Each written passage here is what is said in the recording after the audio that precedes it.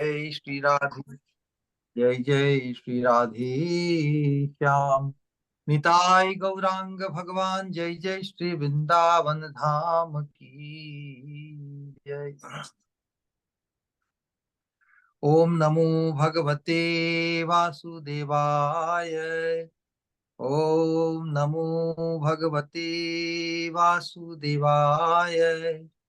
ओम नमो भगवते वासुदेवाय। नमो महावदान्याय कृष्ण प्रेम प्रदायते कृष्णाय कृष्ण चैतन्य नामने गौरत्विषे नमः।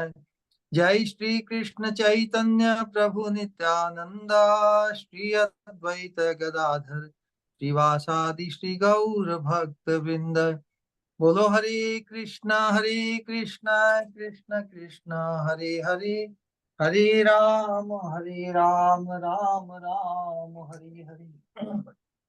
नाम संकीर्तनम यस्य सर्व पाप प्रणाशनम, प्रणामो दुःख शमनस्तं नमामि हरिं परम।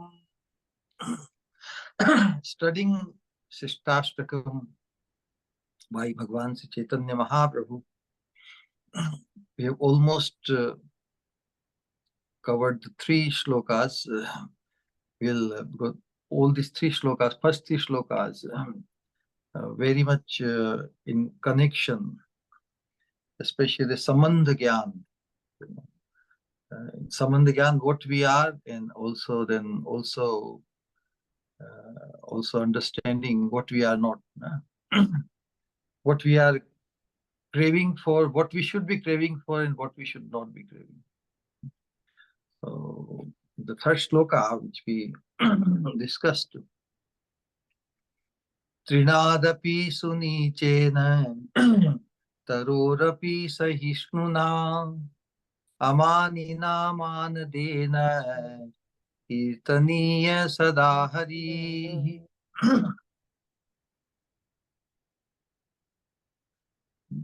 Trinadapi sunichena, one who is humbler than a blade of grass,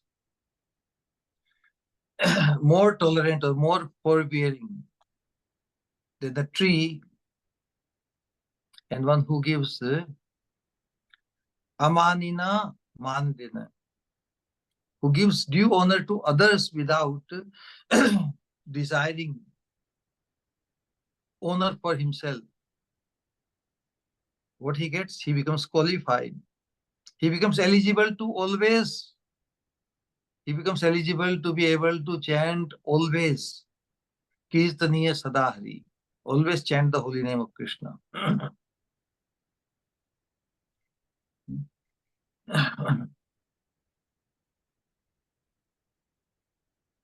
So that position, that kind of consciousness, awareness in execution of our duty in accordance to our Swarupa, this is what is. Of course, we come across many people, and educated, uneducated, and some people are also like mad people. So sometimes it becomes very, very critical how we address, how we understand this sloka. Because, of course, philosophical understanding is our foundation, no doubt about it. But when it comes to practical application, we have to have some modification according to time, place, and circumstances. You know, how this participation in Sankirtan ultimately meeting the standard set by Mahaprabhu, Kirtaniya Sadahari.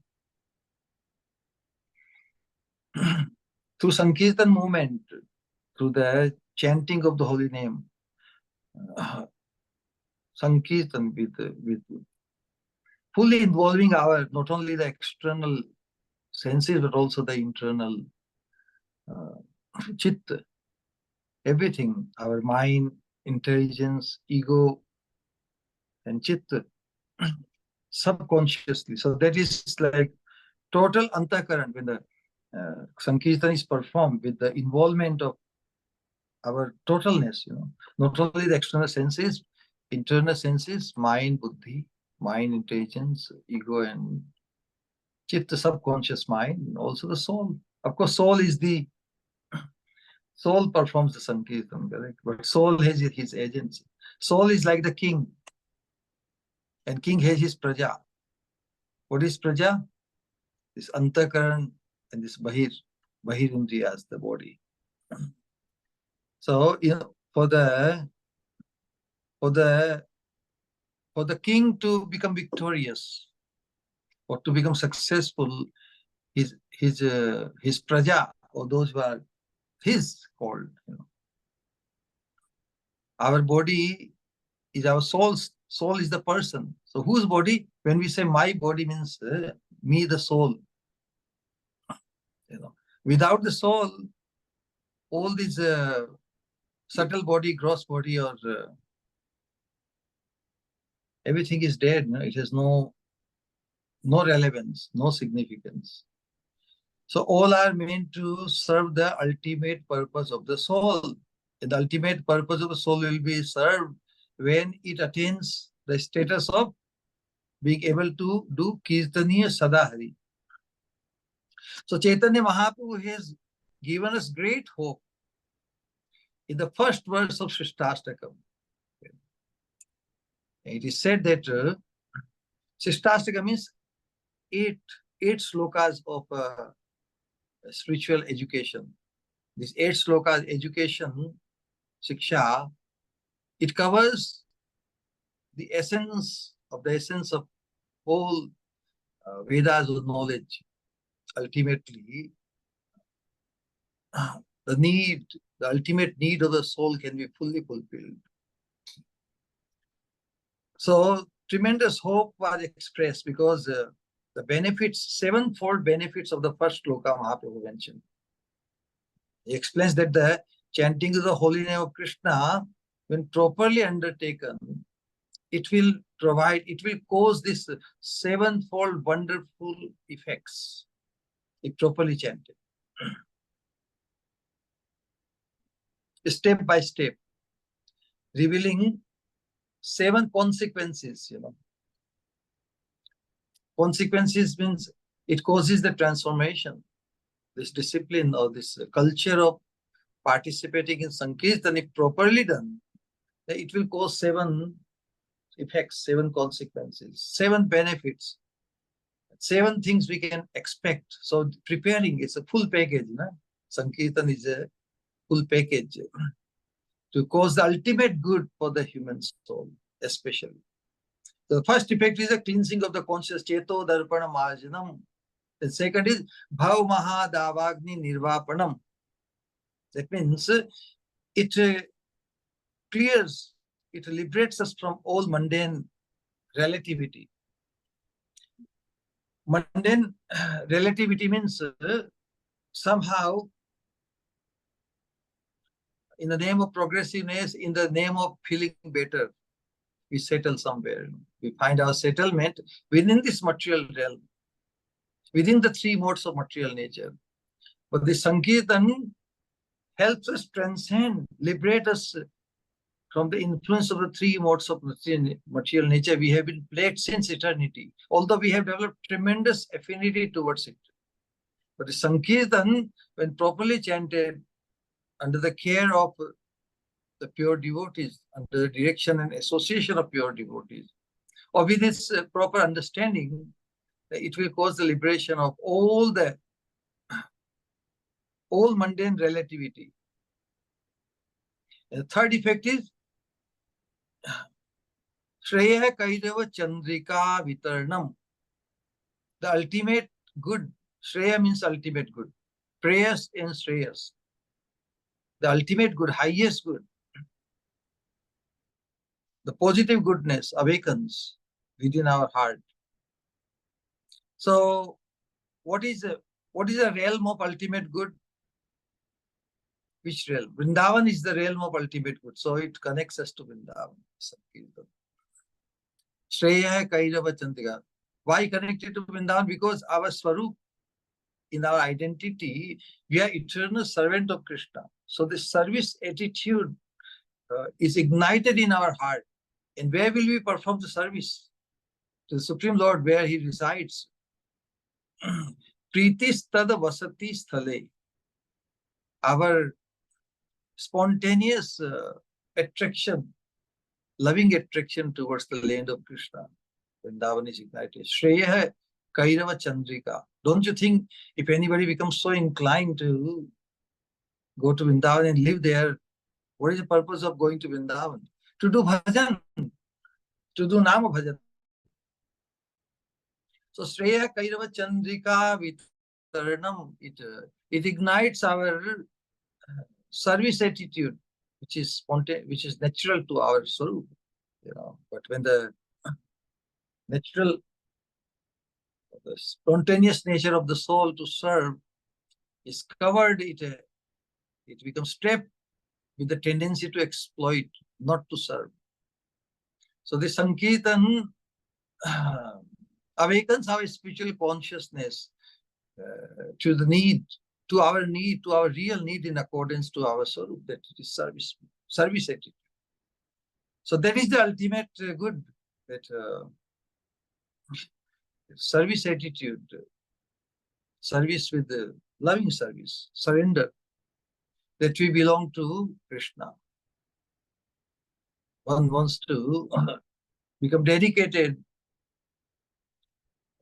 whosoever he identifies as belonging to. So the Sankirtan ignites our ultimate good.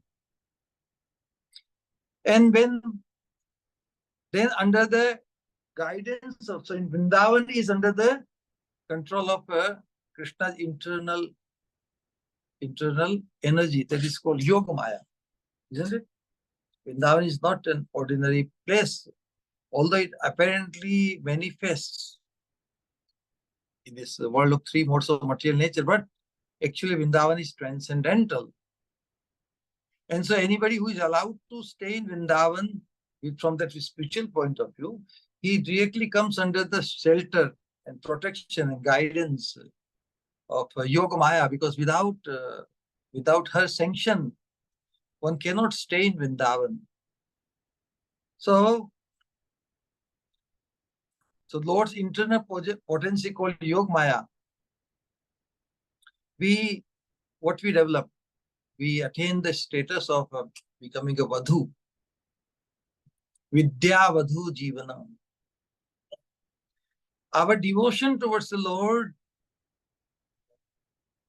it matures, it becomes more refined, and like a Vadhu who is very sober, humble, non-reactive. This is the thing. The main aspect of a Vadhu is she is non-reactive. She does not complain, isn't it? Whatever circumstances, she adjusts.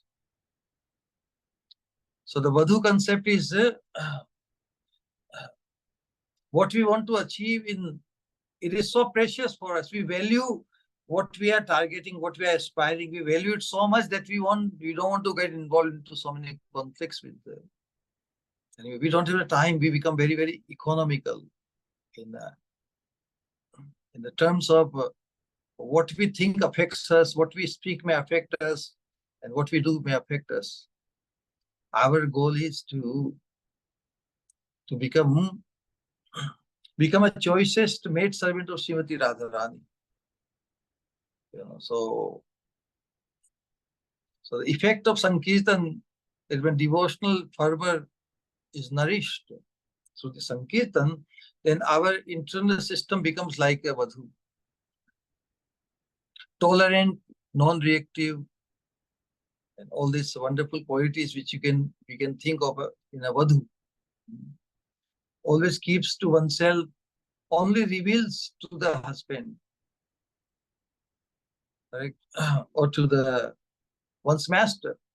So in the same way, we don't waste energy to just become disturbed and become absorbed in something else. We have only one business.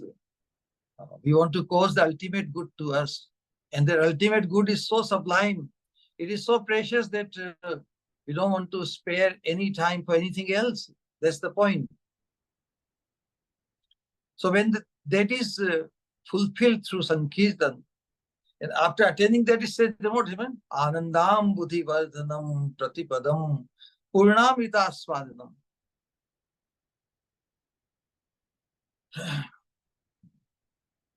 One becomes fully engulfed into the ocean of joy, love. Our position is like a tiny spark in the ocean of bliss. The bliss is like an ocean. And the joy is Anandam Buddhi Vardhanam. Ambudhi Vardhanam. The ocean of joy keeps on increasing. It is not static like normally the ocean keeps within its limit. But this ocean of joy keeps on increasing. Anandam Ambudhi Vardhanam Pratipadam at every moment. Ever new and dynamic. And it purifies us to the Sarvatma Snapanam. Our total existence, our external body, internal mind, intelligence, ego, everything becomes completely pure. Purification to the utmost. Although we still keep our individuality. Individual identity is Krishna's rather than becoming Krishna. If somebody, enters the ocean and loses its identity, that is committing suicide. That is not our purpose. We want to experience. We want to become Anandi. We don't want to become Anand. Because Anand is already become. Ananda Swarup, Rasa Swarup is Krishna, the Supreme Personality of Godhead. So Sankirtan, glorification of the holy name of Krishna, being known different from him, is also the ocean of joy. And we experience it. So we are the seekers. We want to experience the incessant joy, and the Sankirtan provides us.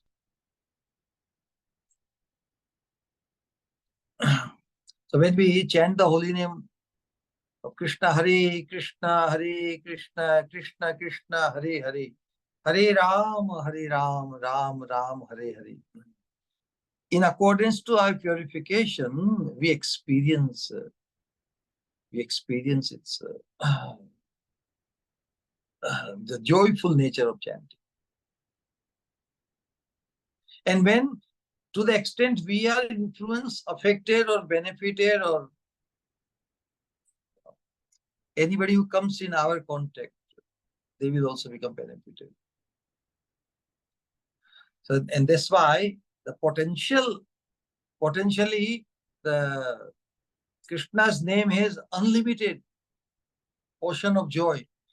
But how much we will be able to imbibe will depend how much purification has been caused and how meticulously, without creating situations of distractions and divisions, we are able to wholesomely able to one-pointedly able to take or experience the joy of this chanting. So these are the sevenfold results of chanting the holy name. Correct.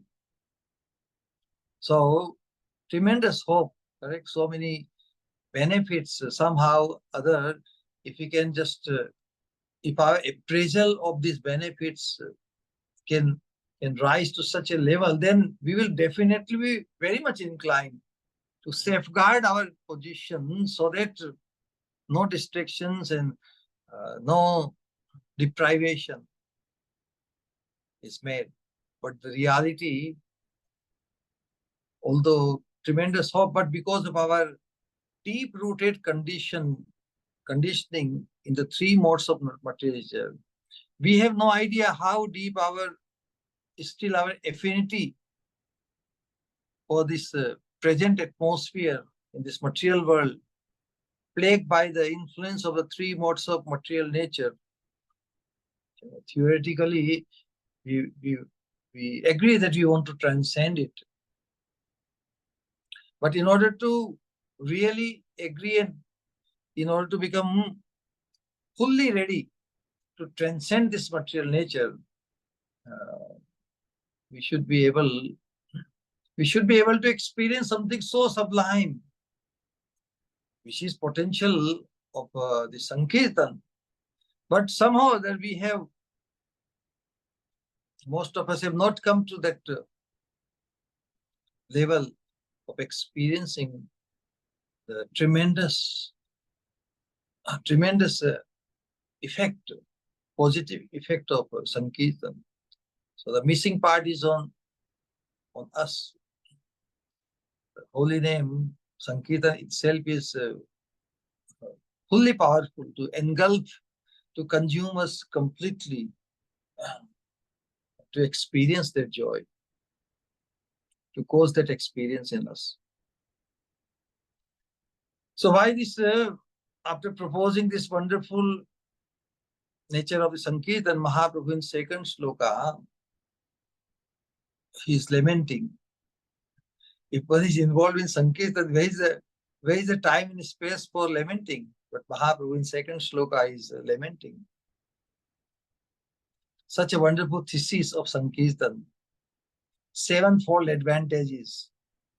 But after mentioning this, in the first sloka, Mahaprabhu now gives the antithesis. Whatever wonderful hopefulness was expressed in the first sloka, Mahaprabhu is now expressing. Antithesis means lamentation, or something which will reverse the real benefit as possible. So when some great hope is there in the holy name, why are we having so much trouble? That's the point Mahaprabhu is mentioning. Where is the difficulty? We have to identify. Why do we not realize the advantages of magnanimous sanction? What are the sanctions given by Sankirtan? The sevenfold sanctions. You can have this, you can have this, you can like this. What blocks us? Who is the culprit? What is stopping us?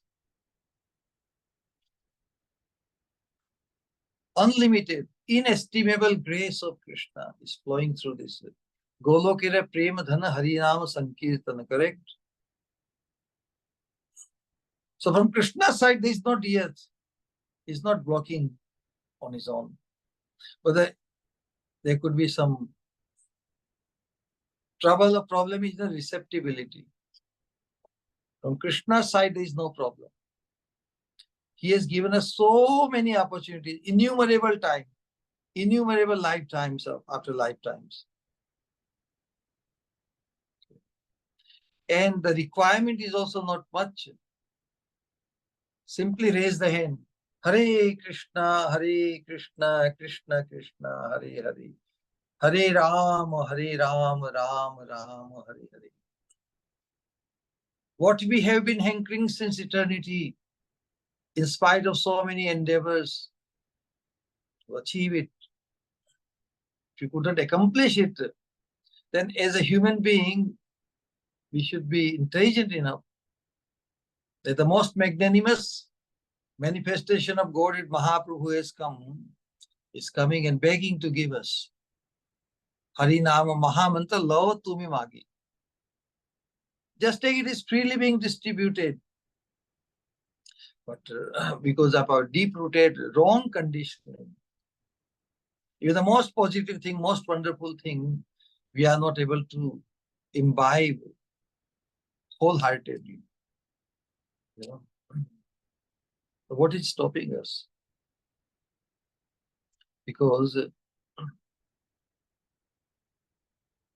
some readiness has to be there now. We must have some taste, some liking, some appreciation to accept the holy name. Correct? Something great treasure is there, but if we have no attraction, no taste, I'm not interested, like people say in the material, I'm not interested. If there is not even iota of interest in this divine mercy, incessant flow of divine mercy, what can be done? So that is our position, that we have no taste for it. Mahaprabhu says, Nanu Rag, I have no interest in it.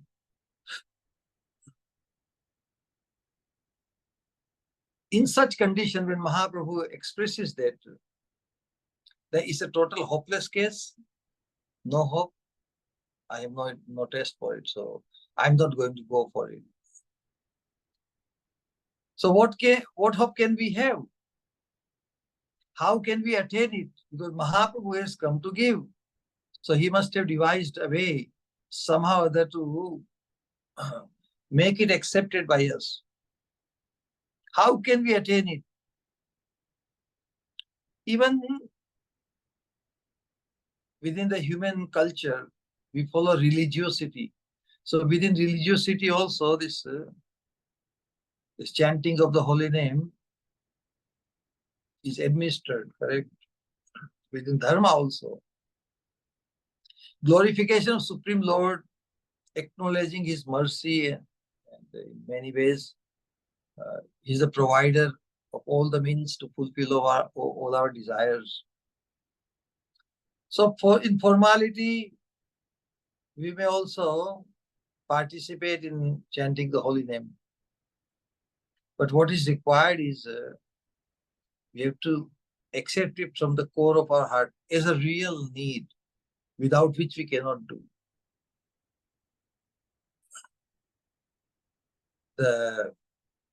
The heart has to feel the need for it.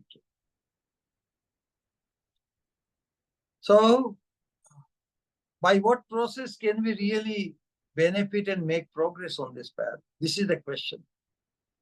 And we know the third sloka, Trinada Pisunijana, that is the answer to this question. But how to come about it? Our situation is like that. How to really transform our attitude and how to cause our readiness in us, that we are ready to appreciate that condition of ours. The whole idea, bottom line, that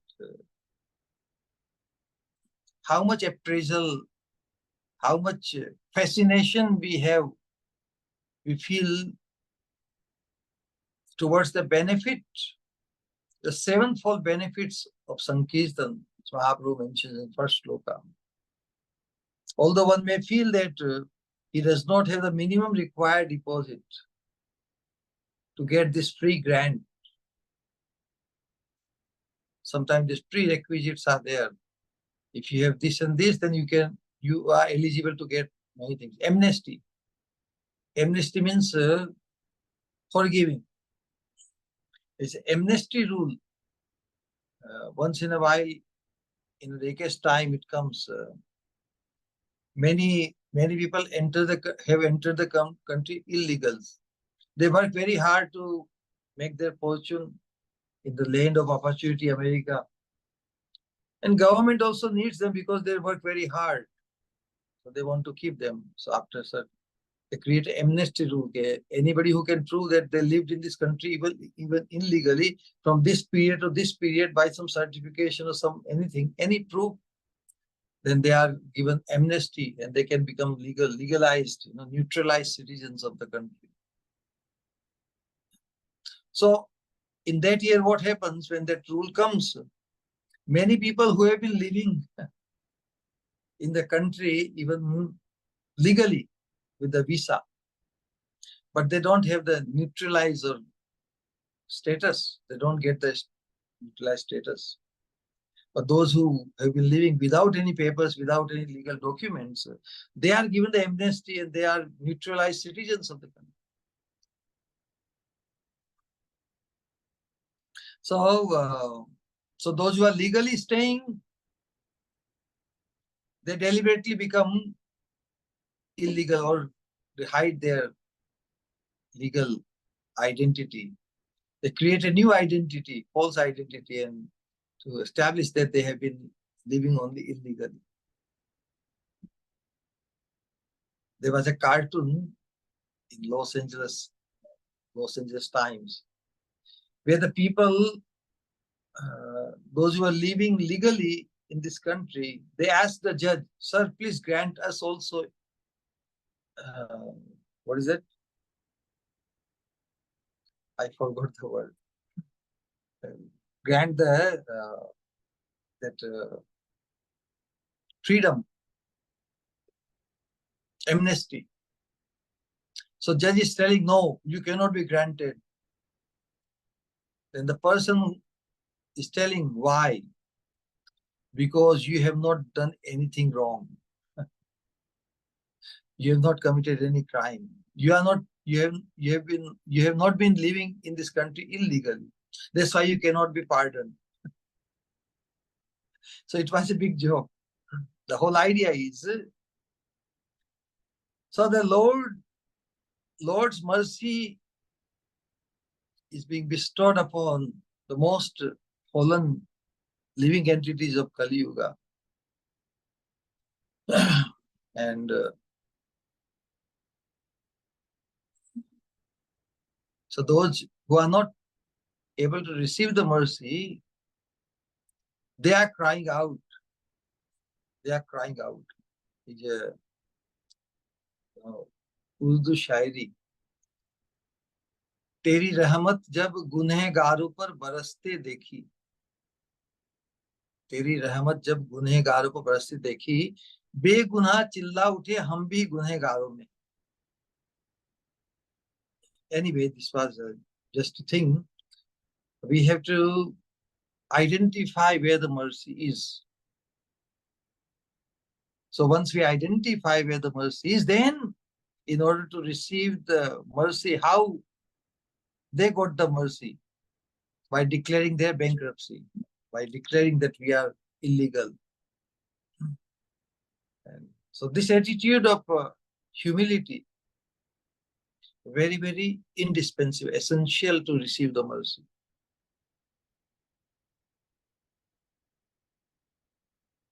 So this realization, that I don't have even the minimum required deposit or minimum required something. Minimum required means prove that I am fallen or I am illegal. That's the thing. Still, it is not hopeless. This acknowledgement that I don't have even the minimum qualification. I'm so fallen, I'm so bereft, I'm so destitute. So this feeling of destitute itself becomes a qualification. The very nature of this realization takes him to the conception of humility. When one begins to practice devotion towards the Absolute, the Infinite Lord, actually, in relation to the Infinite Lord, what is our position? If the Lord is infinite, we are infinitesimal. If Lord is limitless, we are the other end of that limit. We are so tiny. So this gives us a proper attitude to think that I have nothing of value in myself. He thinks I have nothing to give in return. When we experience the causeless mercy of the Supreme Lord, one feels so bereft on his own. I have nothing to give in return. Even the minimum requirement for the Lord's grace is absent in me. So one feels so wretched, so fallen. So that takes him to this qualification. What is a qualification? To acknowledge and to appreciate that I have no qualification. I'm completely empty. To receive the full flow of mercy, one has to become empty, isn't it? We have not been able to empty ourselves sufficiently to receive the flow of mercy. And that's where we are stuck in this material world. So much garbage, so much dirt, so much wrong conditioning has covered over us. We are not able to empty ourselves sufficient enough. But a devotee, that a person becomes positively influenced by this chanting of the holy name. He feels that how come the Lord's mercy has been coming since eternity, and until now I have not even noticed it. Unlimited opportunities have been given to us, still my behavior, my thought, my mind, I could not find any connection to it. So he thinks that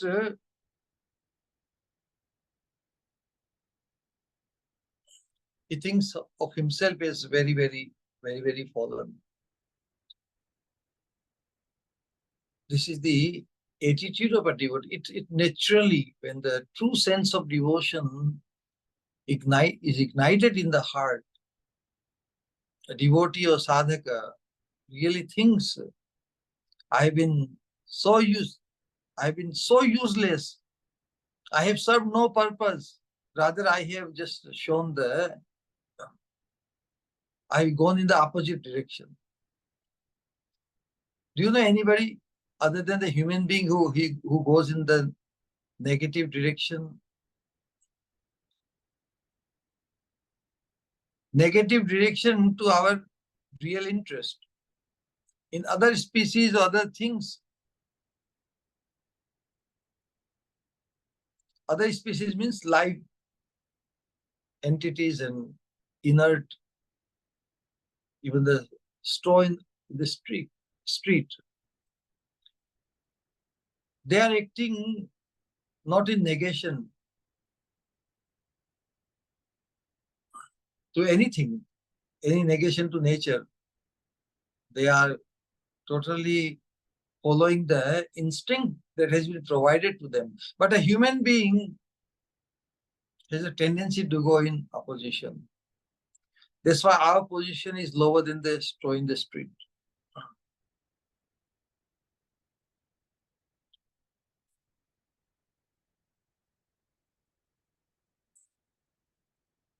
But Mahaprabhu says that we should not be discouraged when we come to this understanding.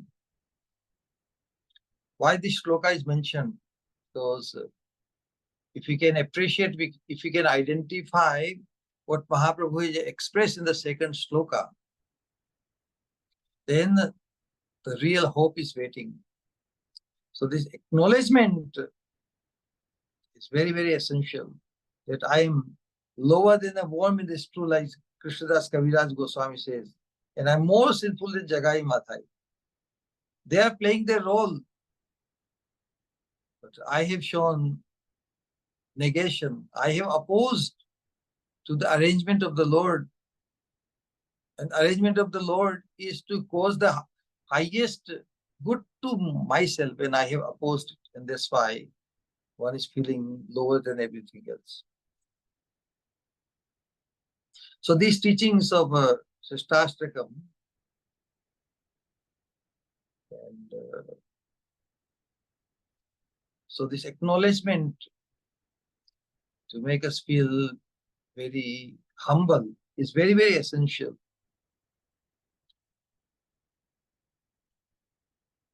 And it's not just for to sound humble or to look humble or feel humble, but actually to become humble.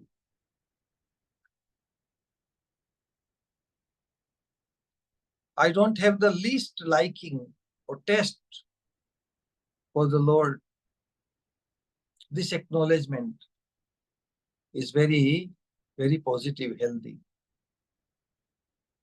To acknowledge that I have no taste, that I have no love for the Lord. And sincerely speaking, not to sound very humble, and because one who thinks like that is very advanced. We don't want to, like, for the sake of speaking or saying, we adopt these lines. It should be sincere, sincerely feel like that. But if we become insincere and just for the sake of understanding and saying, then our reality, our real nature will strike. So we have to be very sincere. Insincerity will cause havoc on this path. This insincerity is our enemy. So to think that I don't have the least liking for the holy name, it is all right. But to think that I have some taste, some earnestness, some devotion for the Lord, this claiming that I have is very dangerous. As we discussed several times, any claiming on our part is a symptom of our bondage. And any acknowledgement that we have nothing, we are powerless on our own, that is all right, that is allowed. So that's why our concern in this Sankirtan participation, if we are going to have a connection with the Supreme Lord who is infinite, we must become fully empty. Because empty means like vacuum, correct? When vacuum is created, only the empty space, then the flow of mercy comes unrestricted. Without becoming fully empty, it will create blockage, it will cause impediments and all these things. And what is the impediment? What is that does not allow us to become or feel completely empty? Our self-centeredness. Self-centeredness can cover the whole time in the space. Since eternity it is covered.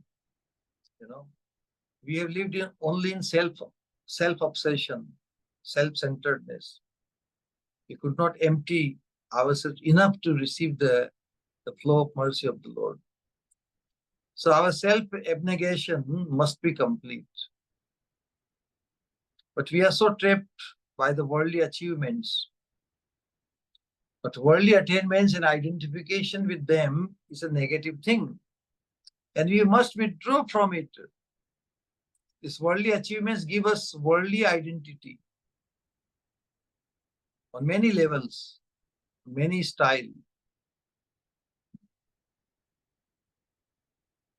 Then how we will be able to think that I am nothing?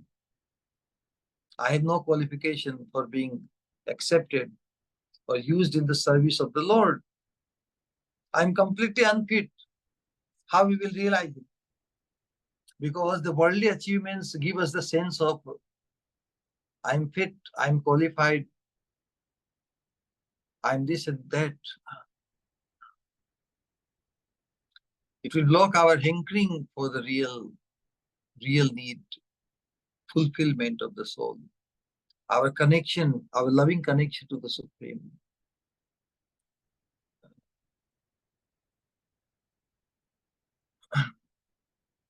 So when we reach Vrindavan, or when we acknowledge that our ultimate fortune has been ignited and exposed by Mahaprabhu's mercy, and the stalwart devotees of Mahaprabhu who have brought This flow of mercy, love of God brought in our life, connected us to that flow of love of Godhead.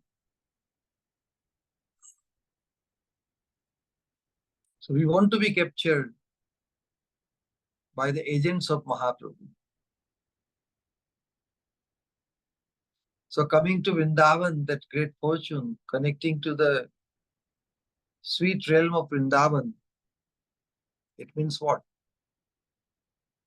That we fully agree to come under the full control of Yoga Maya.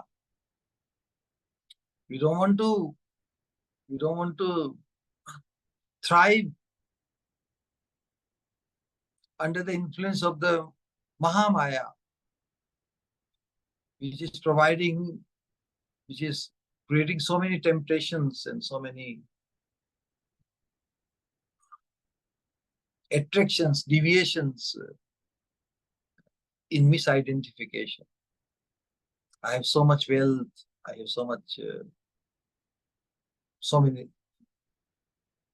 I have such high birth, Janma, Ishvara, Shruti, Shrive. I have such education. We identify with our high birth lineage, the country we are born, the superiority on many counts. So this accomplishment, this worldly accomplishment, Janma, Aishwarya, opulence, Shruti, education, Shri, beauty, I have white color body or this body or that body, woman body or male body. All these worldly achievements, gives a sense of being superior, sense of being advanced. This material culture, how much deeply rooted into our conscience and consciousness is still. We can think about it. But in order to, when we become conversant with the ultimate good and the fortune of attaining love of Krishna, the fortune of attaining, becoming the associate of the divine couple in the service mood, only when our appraisal of the fortune which Mahaprabhu has come to give, we will be able to ready ourselves to de-identify or disown all these things. Sanatana Goswami says this, this mood he expresses, Na prema shravanadi bhakti rapi mam yogothava vaishnavo jnanam va shubh karma va kiyadaho sajjatirapyasti va हीनार्थाधिक साधके त्वयि तथापि अच्छेद्य मूला सती हे गोपी जन वल्लभ व्यथयते आहा मदाशैव माम्. When one is able to disown everything, becoming completely empty, to receive something so sublime. So that is the nature of when we appraise the message and the gift of Mahaprabhu. In order to receive it, in order to become eligible for it, one is ready, one will become ready to empty oneself completely. So when we agree to become captured by Yoga Maya, the Lord's internal energy, our position becomes like totally dependent, like a slave. The word slave is not very palatable in the modern times. But we are slave of whom?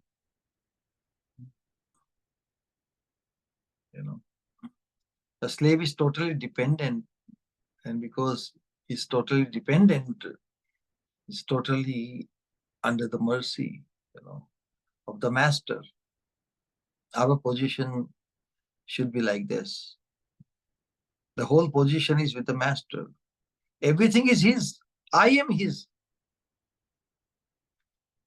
I am his. Nothing, no position of ourselves, myself, independently. So realizing this becomes our actual qualification. Any other identification with anything of this world will create a vacuum, will not allow us to become completely empty. As soon as we assert that we have some qualifications, our difficulties start. So that much readiness, how it will, how we will be able to come to that acceptance. It is possible only in the association of those who have attained that status. So Chaitanya Mahaprabhu himself says, I don't find a trace of love of Krishna within my heart. Na prema gandhosti darapi me harau krandami saubhagya bharam prakashitum vanshi vilasya nanalokanam vina vibharmi yat prana patanga kan vitha. He's saying, expressing the mood of Srimati Radharani. Of course, Mahaprabhu, after adopting the mood of Srimati Radharani as a sadhaka, he's just telling that I don't have any love for Krishna. So now I'm totally in a begging position. So we have to become the beggars. Are we not beggars anyway? We are beggars. We are dependent beings. Anybody who is dependent, then we are begging. We are begging. We need so many things. But what we are begging for, here is the real point.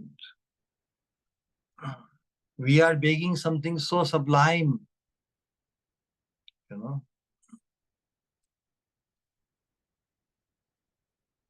Our begging is very, very sublime. No? But in the process, we cannot, just because we have this information, but mere information won't suffice. We have to have sincere feeling like that. There's a tendency sometimes to emulate or imitate the pure devotees, but we have to be careful. We cannot imitate the highest devotees. But to genuinely feel, to conceive that we possess nothing and everything is his, that will be our only qualifications for chanting the holy name of Krishna. In the third sloka, today we will conclude.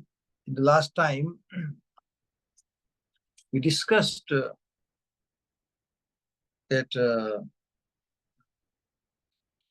humility, sense of humility.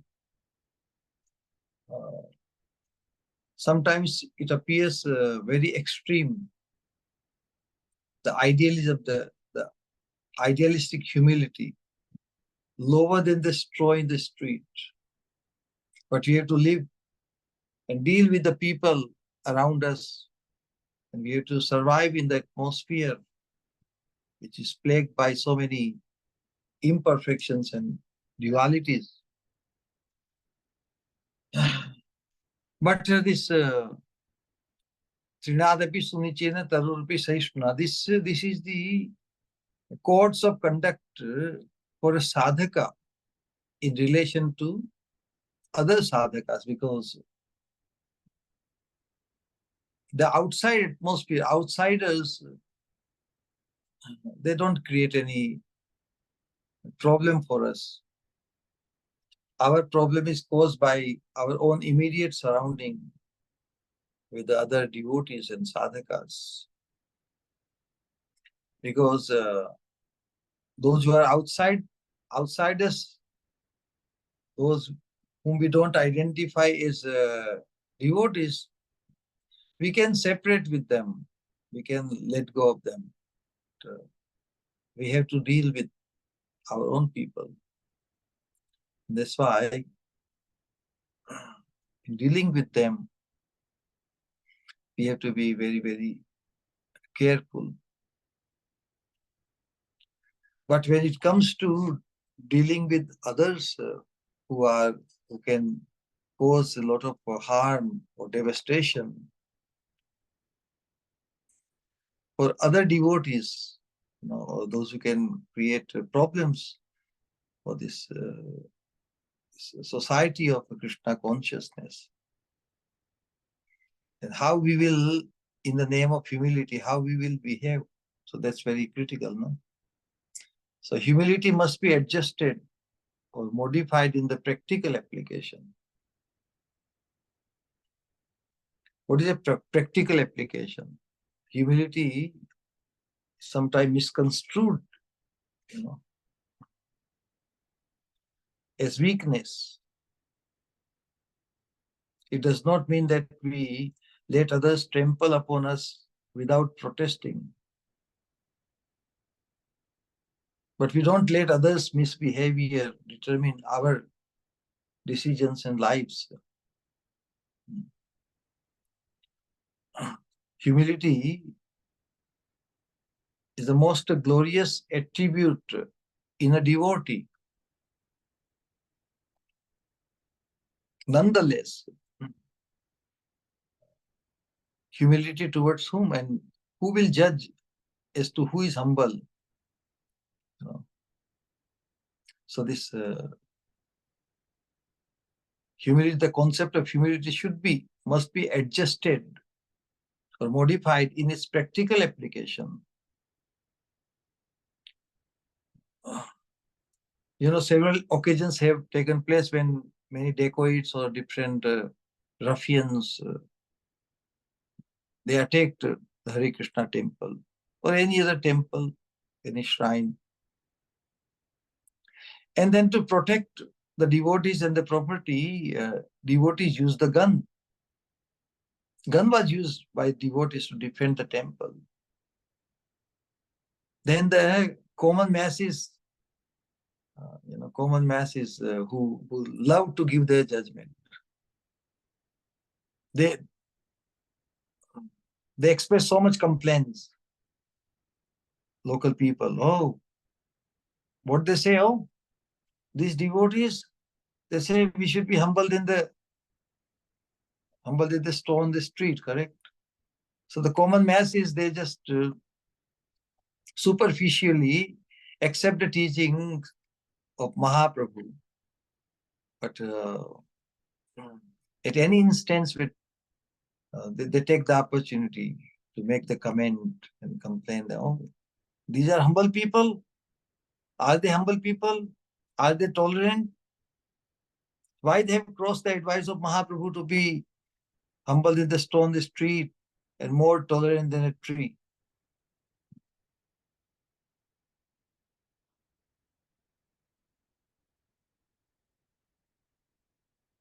They cannot be devotees. So many complaints coming. So how we will react? Have the devotees done the right thing by using the guns to protect the property and the devotees? So the whole idea is that this instruction to be humble, humbler than a blade of grass, means one should be humble to the devotees, to the other fellow devotees, not to a madman and not to a person who is harmed the interest of the devotees and harmed the prestige and the dignity of the Supreme Personality of Godhead. If we are his servants, then how can we be so careless in the name of humility to protect the interest of the Lord and his dear devotees? As far as one's own concern is there, one can be tolerant, one can be, but But when it comes to the interest of other devotees and the Supreme Personality of Godhead, we have to adjust in our behavior. The general class of people are ignorant. Would we listen to them? They are made people. They do not know what is good and what is bad. So their consideration has no value. Will they judge the devotees whether they are humble or not? So who is qualified to judge whether a devotee is offering respect to all and not expecting any for himself? Who will judge whether he is really humble and tolerant? Correct? This question again comes. Who is humble and who is tolerant? Who will be the judge? The madman? Ignorant people? Do they have any qualification? Do they have any sense to judge devotees as to who is humble, who is tolerant, and who is respectful to others? So there must be a standard. We follow the standard set by the higher authorities, those who can establish the real standard of humility. So there must be a standard by which to judge humility. And we are interested in the standard of humility given by higher thinkers. We are not interested in the opinion of the common masses and madmen who would they determine as to who is humble and who is tolerant or who is offering respect to others. So this the concept of humility is very, very critical.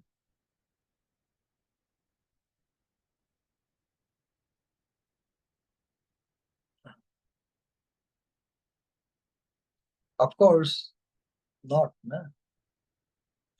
If a devotee is faced with a situation, should a devotee think the deity and the temple is going to be destroyed? But I shall stand, just tolerant. I shall stand by and do nothing. I should be humble and tolerant, correct? A dog is entering the temple. I should show him respect. Is that real humility? No. So that's why when it comes to individual behavior, one can be to other devotees, even to other people, one can be very, very tolerant and forbearing, thinking of himself, humble, offering respect to all. But when it comes to practical application, it is our duty to protect the atmosphere, protect the temple, to keep the dog entering from the temple. So that should be the real thing. The scriptures, when they describe this, Radapi Sunichena, Tarodapi Sahishnuna, Amanina Manadena, Kirtaniya Sadahari. Individually, if this is to be there, in order to not disturb our bhajan, in order to feel that attraction that we are up to the highest thing. We need to put our highest attention without any deviation, any distraction, to be able to imbibe this gift of highest level of love of God. So what is the true meaning of humility then? For an individual sadhaka, that I am humble means that I am slave of the Vaishnavas. With that consciousness, we must proceed.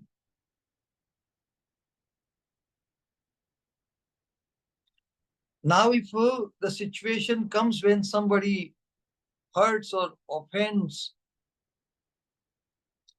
the Vaishnavas, of course, every Vaishnava is our guru, na? Spiritual authority, but especially the authority, spiritual authority we accept as guru. If someone comes and offends him,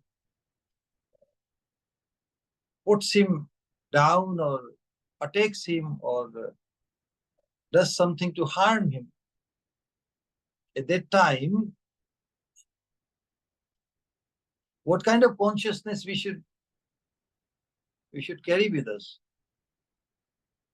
I should first sacrifice myself, because I'm most insignificant. I'm lower than the straw in the street. So if I sacrifice myself, there is not much loss, because I'm lower than the straw in the street. So, because I am of the least importance, my sacrifice is no loss. I must sacrifice myself to maintain the dignity of Vaishnava, dignity of Guru, dignity of Sri Hari. That is the sense of humility. That if I can be sacrificed completely for the benefit, to protect the interest and dignity of the Vaishnavas, and Sri Guru and Krishna.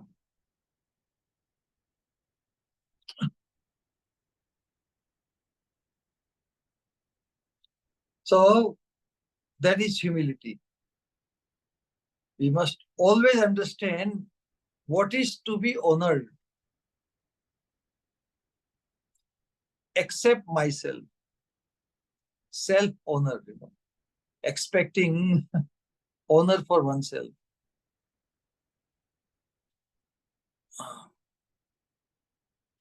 Because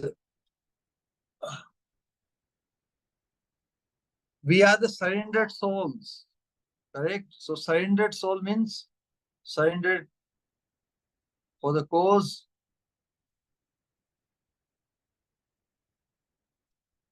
surrendered to whom? For whom we have the highest respect, highest honor.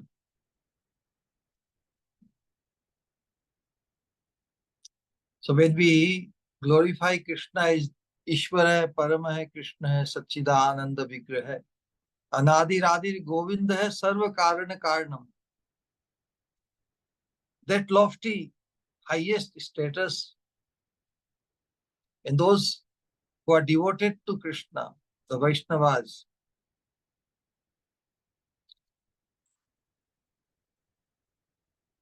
in relation to them, what is our relativity? That's the point. So if we keep in our consciousness the supreme value of Krishna and those who are devoted to him, in relation to them, we can definitely keep the highest concept of relativity within us. And what is the highest concept of relativity? That we can think that we are the lowest. So our association with such advanced devotees will naturally help us to keep this concept of relativity, in which we feel that we are the lowest.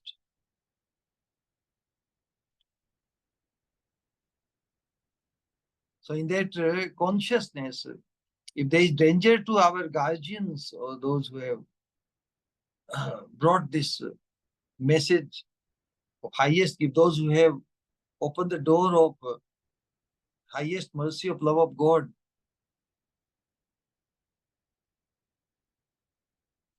then we should be able to sacrifice ourselves completely, because we owe them. Our indebtedness to the Vaishnavas, to Sri Guru and Krishna, is so much that in, in comparison to them, in relation to them, we can feel our utter insignificance. Only in the feeling of oneself's utter insignificance, one will be able to sacrifice oneself completely. This sense of significance make us deprived, keep us deprived. So somehow or other, the whole idea is that if we keep our association of very advanced devotees, if we find ourselves situated or engaged in the association of advanced devotees, then we will not hesitate to self-sacrifice. And that's a very safe position for all of us.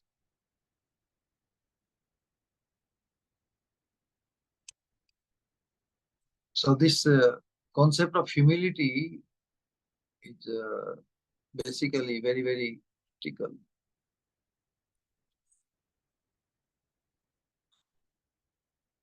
And we don't also imitate the humility of very advanced devotees. They are situated in the realm which is above. They have no connection with this realm of these three modes of material nature. But our position as a sadhakas, that we have to deal with this the influence of the three modes of material nature. How to remain aloof and undisturbed by it only if we find ourselves in association of very advanced devotees. Only when we associate with not very advanced devotees or people, then our arrogance comes, we feel disturbed.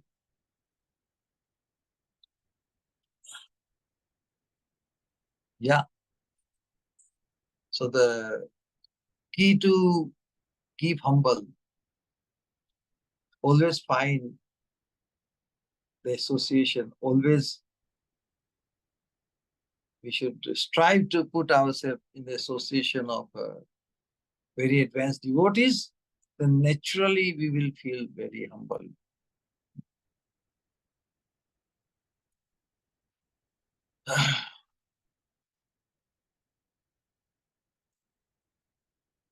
So our role becomes different in the name of humility. When it comes to oneself, then we can remain very tolerant. Tolerating for oneself. But when it comes to the concern of Vaishnavas and others, then we demonstrate our duty of becoming ready to become fully sacrificed. In the name of humility, if we are not able to sacrifice ourselves to become fully consumed, then I will remain aloof. Humility does not mean that we become aloof or become careless to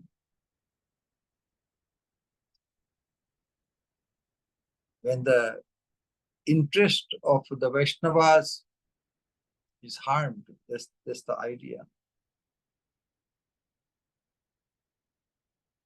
How many situations Srila Prabhupada had to go through? Prabhupada says that the symptom of a devotee are meekness and humility. More one advances in Krishna consciousness, more humble he becomes.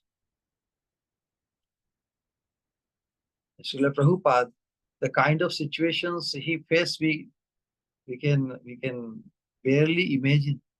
And still, Srila Prabhupada, he exhibited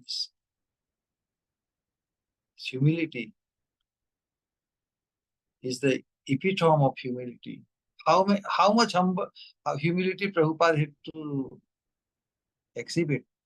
But Prabhupada's focus was somehow to spread this Krishna consciousness. That was too precious. And Prabhupada, he demonstrated humility to the ultimate limit.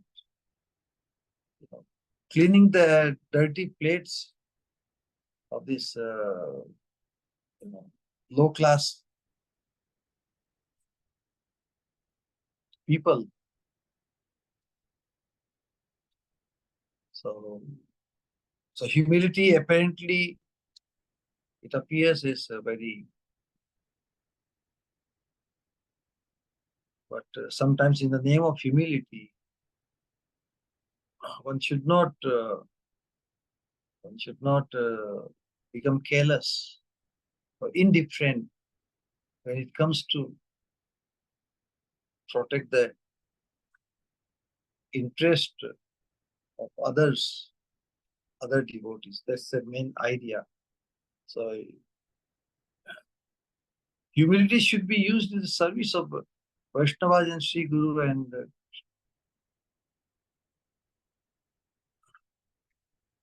but if it so-called humility stops us protect the interest of others, then we are not actually humble. So what is the true ultimate definition of humility? Means to becoming free from self-centeredness. Humility does not mean thinking less of oneself, that I'm nobody, I'm wretched, I'm low class, third class, everything. To feel dejected all the time, that I'm nobody. No, we are somebody. Humility does not mean thinking nobodiness or less of oneself, but thinking of me and I less. Me, I. That is humility. I'm not so important, I'm not so significant. But then who is significant, who is important? Others, Vaishnavas, Sri Guru, Krishna, they are most significant. Since I'm insignificant, so if I can be sacrificed, there is not much loss. That's the idea. So this concept of humility is very, very interesting. Of course,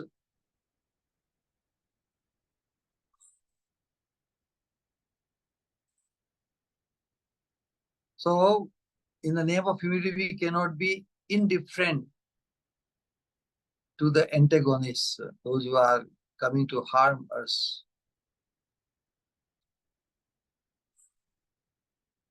Especially when it comes to the interest or harming the Vaishnavas, the mission. But who can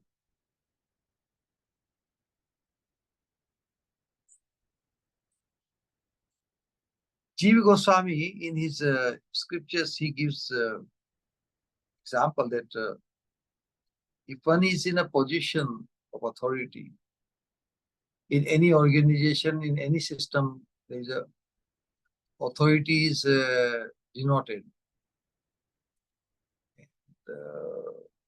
Others may not take the action, but if a devotee also has the authority and some action is needed to correct someone or something, then he should do it.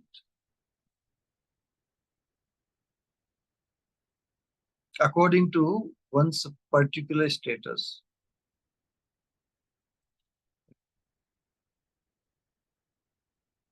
So if a devotee has a power, a position of power, suppose he's a president, or if he's a king, like in Manipur, King Bhagyachandra, he was in a position of power, correct? So if somebody repeatedly blasphemes a real Vaishnava or saintly person, then the king should enforce the corporal punishment by banishing the offender or correcting him make him surrender, or make him change in his misbehavior or harming behavior to other Vaishnavas. In olden days, those who were blasphemers of the Vaishnavas, the Vaishnava king, he had the authority and the injunction of the scripture, his tongue should be cut. If he is blaspheming the Vaishnava, his tongue should be cut. That was the standard. How can the king, Vaishnava king or Vaishnava authority can tolerate the insult of other Vaishnavas? Other Vaishnavas, they will tolerate due to humility for themselves. But the king should not, the president should not tolerate if he's seeing the injustice inflicted upon other Vaishnavas.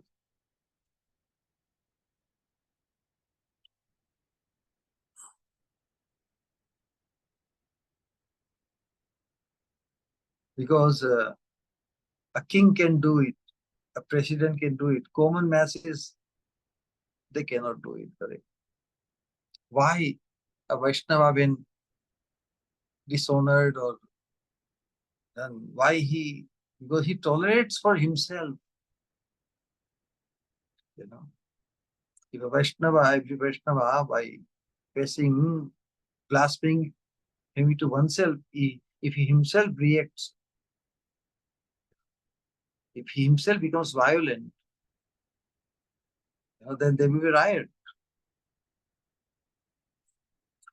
We should not be eager to inflict physical punishment upon anyone, even those who inflict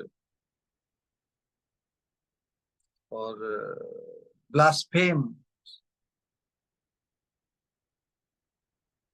cause problems for us. We must avoid physical punishment, inflict that kind of behavior, tit for tat. Why we are discussing this thing, which is so significant? Because our business is so sublime. We are enough implicated since eternity in so many situations to cause our self-deprivation. Now is our opportunity. It's our opportunity to stay unentangled, to stay unimplicated. So many situations we may face. So what we will do then?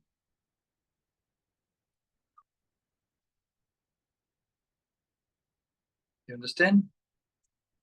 The agenda in front of us, as far as our individual progress and attaining the target, we want to remain unimplicated as much as possible. Of course, for others' sake, we can implicate ourselves, we can self-sacrifice ourselves. But as far as oneself is concerned, we should try our best to remain unimplicated. Because if we complain that I am hungry, I was not given this, I was cheated, or then our consciousness, everything becomes disturbed and we become implicated. We lose the focus to go full force towards our goal.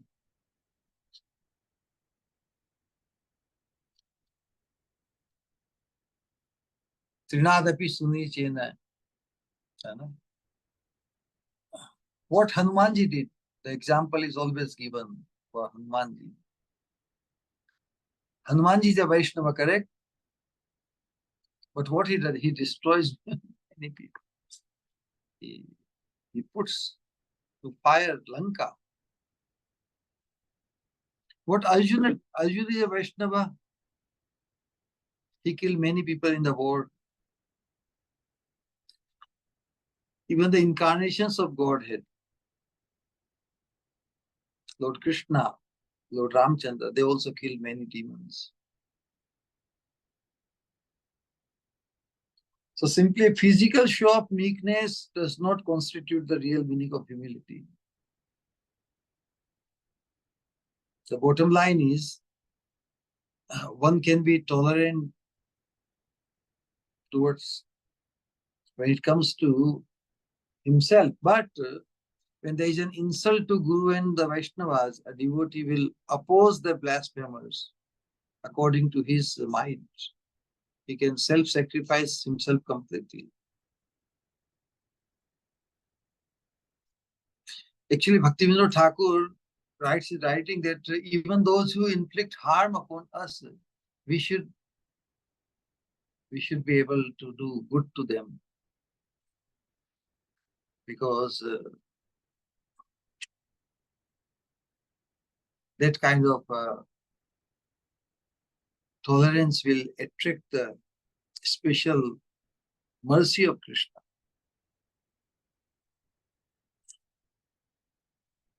We will come across many people in our life, those who will do evil to us,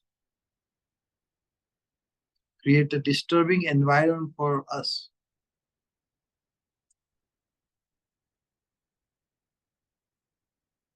Individually, we can tolerate. And even after tolerating, not only tolerating for oneself, but thinking of doing good to him.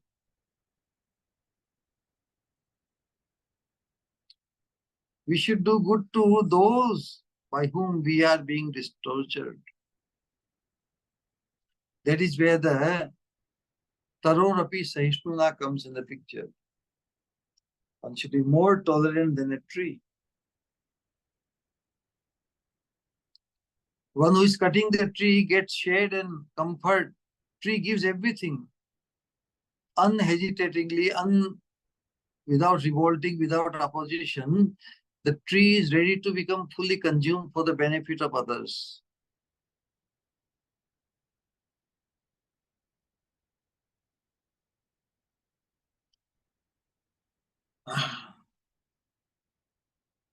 So what are the four things? Becoming humble, thinking of oneself, Trinadapi Sunichena, thinking of oneself lower than the on the street, becoming more tolerant than a tree, then offering respect to others without expecting any honor for oneself.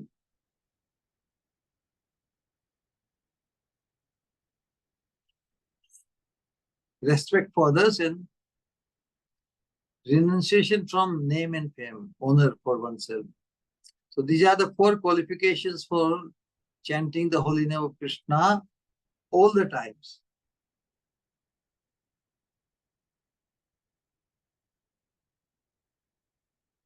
How we will be able to get that sense, not mere this good understanding, idealism and everything.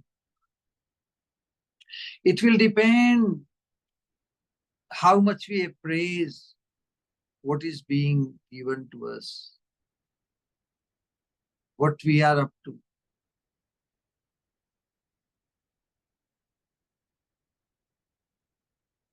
We are seeking something, correct, which we haven't got as yet.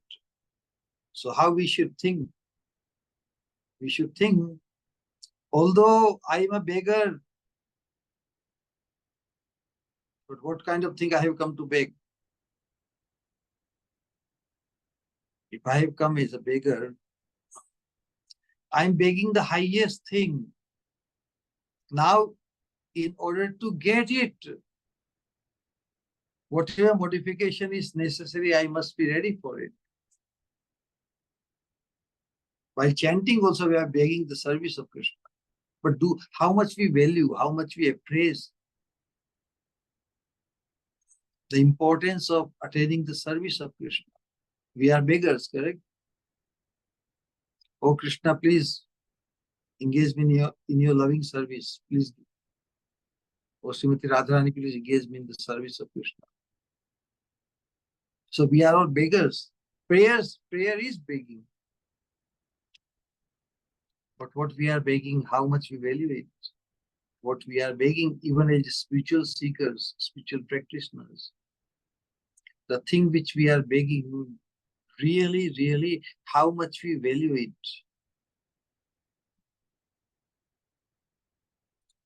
How much I contemplate that I have come to beg for the highest thing.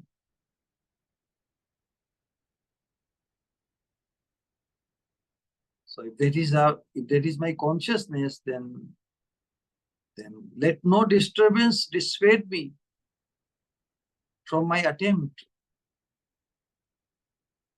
At the same time, our attitude towards the environment should be respectful. We don't want to disturb.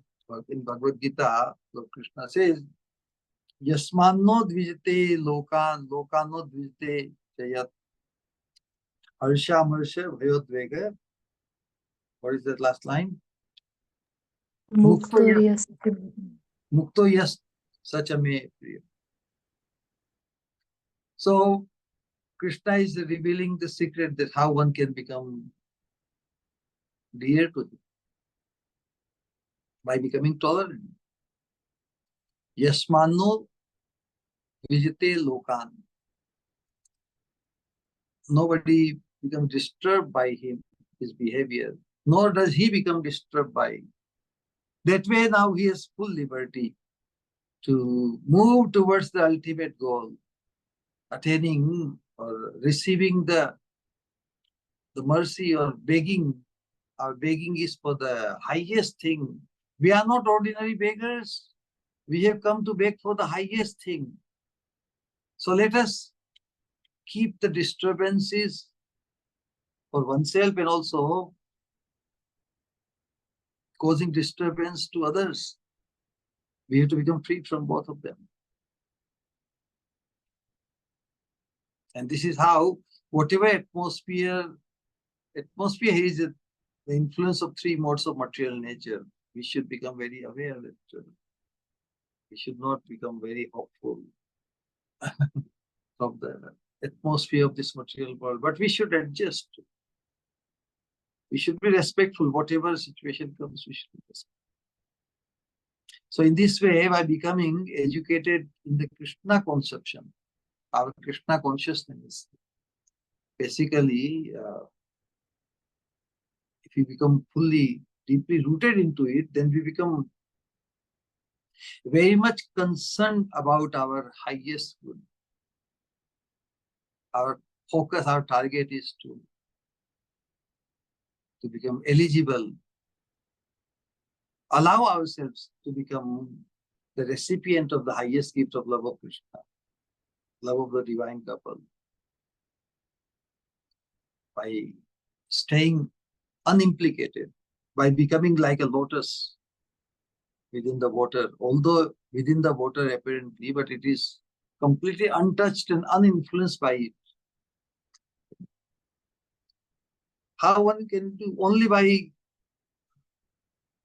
situating oneself, putting oneself in that position, thinking of oneself not so significant that we expect some honor for ourselves. Don't you understand how great I am? How many people listen to me? How many likings I have on the YouTube? And don't you understand who am I? I came from that person. I was treated like a prince and a king. Don't you know me? So this expecting honor for oneself. Then if you don't receive, then we are disturbed. We become implicated. Every time we accept the onslaught attack of these three modes of material nature, we become implicated. Then we lose our focus. Our focus is to that we have come to beg the highest thing. And so that's the idea.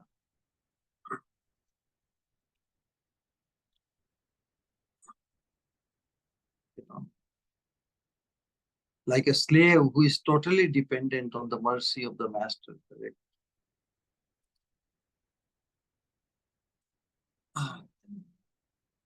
A slave has everything to offer. because he is not self-centered. A slave is totally centered in the interest of the master. So are we ready to take the position of the slave? Slave of the Supreme Lord. Dasa dasanu dasa. If I want to chant the name of Krishna, how much energy do I have? Should I not be able to, should I not be ready to put all energy I have to release the name of Krishna? But if I allow my energy to be wasted or distracted or utilized in other trifling small things of this world, then I will have not left much energy to release the holy name. So we cannot afford to allow our attention to be disturbed by small things, small acquisitions. मुझे ये मिला के नहीं, मुझे वो मिला के नहीं. Did I receive that respect, or was I noticed or not? How glorious I am, how important I am, how knowledgeable I am. See how we can be disturbed. We are very susceptible to lot of situations, lot of factors.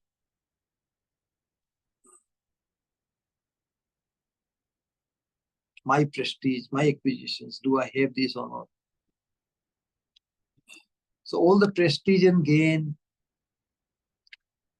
my prestige, what kind of house I live in, what kind of food we eat. So all these things relative to, if somebody has money or physical comfort. So we come down to that level.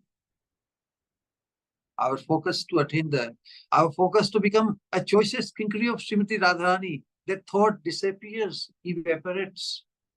The moment we are pulled towards these lower considerations. We must always remember this is the ultimate thing.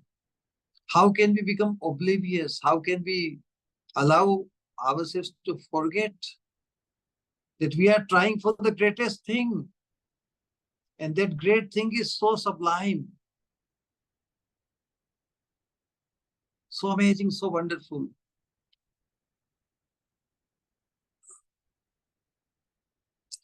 Anything else in comparison with it is so insignificant, isn't so? So how can we not remember the highest thing, the greatest thing? Only if we consider that thing so great that other things will appear very, very insignificant, very small in comparison to the ultimate potential perfection of Krishna consciousness, Radha Dashyam, the highest point of Krishna consciousness.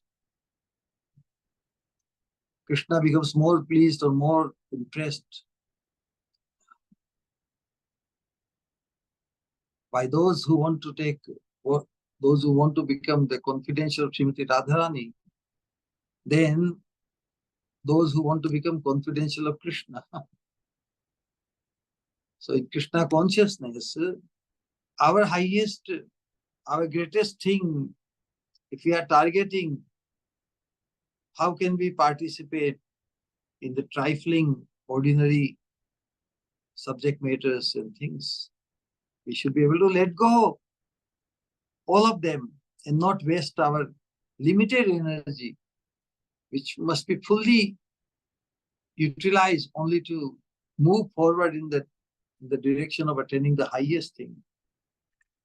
So it's up to all of us individually whether we situate ourselves to go full force in that highest attainment, towards that highest attainment, or become pulled down by our own attitude. So we cannot afford to waste our energy and valuable time. We have to become very economical, like a businessman. He knows to minimize the wastage to increase the profit. Huh? So that is being economical. We all have the chance to achieve the highest goal of life. We all have. We are all would-be gold medalists. It is not that by supporting or promoting others, we will be deprived. On this path of purest Krishna consciousness, there is no time and space for self-promotion. That is the culprit. We have been self-promoting, and we have developed such a charm for self-promotion that we have undermined the real need to cause the fulfillment of the soul. And what is that real need? To sacrifice oneself for the benefit of others, especially for the benefit of other Vaishnavas. Only by promoting others, we become promoted in the eyes of the divine couple. So what really matters is what divine couple thinks about us, and not what I think of myself in the worldly estimation. Because I can think of myself only in worldly estimation, correct? But if we want to impress the divine couple, we should ready ourselves to become fully consumed in the service of the service, in the service of the servant of the divine couple. So, these three shlokas fully prepare us in the proper attitude. It forces us, it will force us to cause our sufficient appraisal of the treasure which Mahaprabhu has come to give us. So we cannot afford to fool ourselves by remaining aloof of this information or the attitude of humility in our life. From next session, we will cover the fourth. So, but these three shlokas today we are concluding because they are very much intertwined. They are connected with one to another.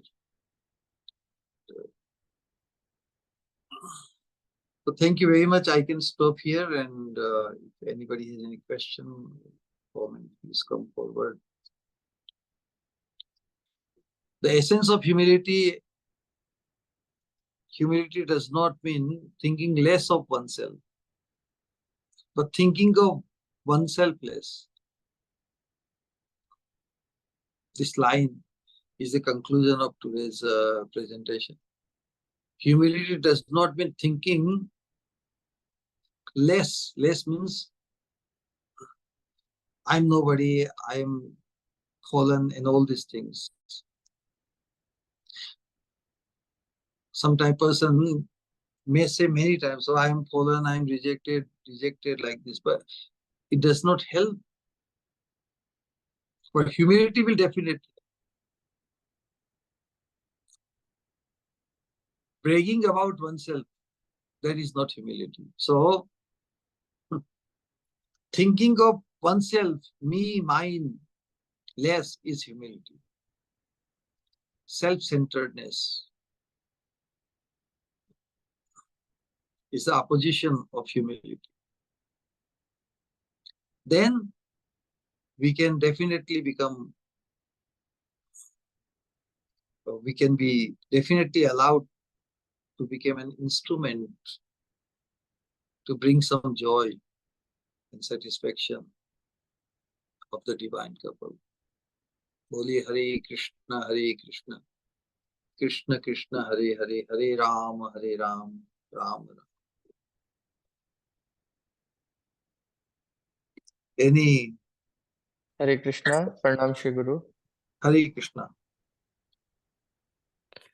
Beautiful words, beautiful lecture, Shri Guru. This is the best time of the whole week. Listening to you is always ever fresh, filled with new realizations. Just a small question, Shri Guru. Beautifully explained, Shri Guru, that we must aspire to become slave of the slave of the slave of the slave.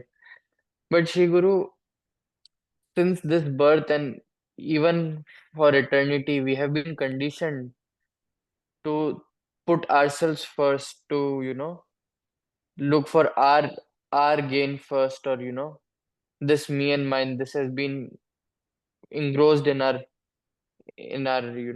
chit deep. So how can we come into this mood of, serving someone, serving Shri Guru selflessly without any thought of ourselves, without putting ourselves in the picture, just serving Shri Guru selflessly? How can we come into that mentality, Shri Guru?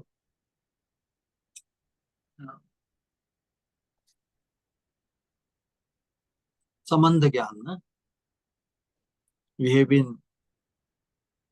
have been living since eternity in identity crisis.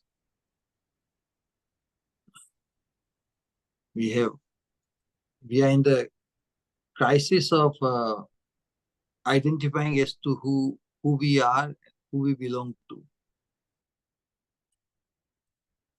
And this identity crisis has become our second nature. Like many people say, हम तो जैसे हैं वैसे ही हैं, वैसे ही ठीक है. We have so much identified, we have so much felt, the bond with it. So even as a human being, human form life, even theoretically, philosophically, we understand many things which are true, but we don't have the strong attraction for any other option. So that's why in satsang,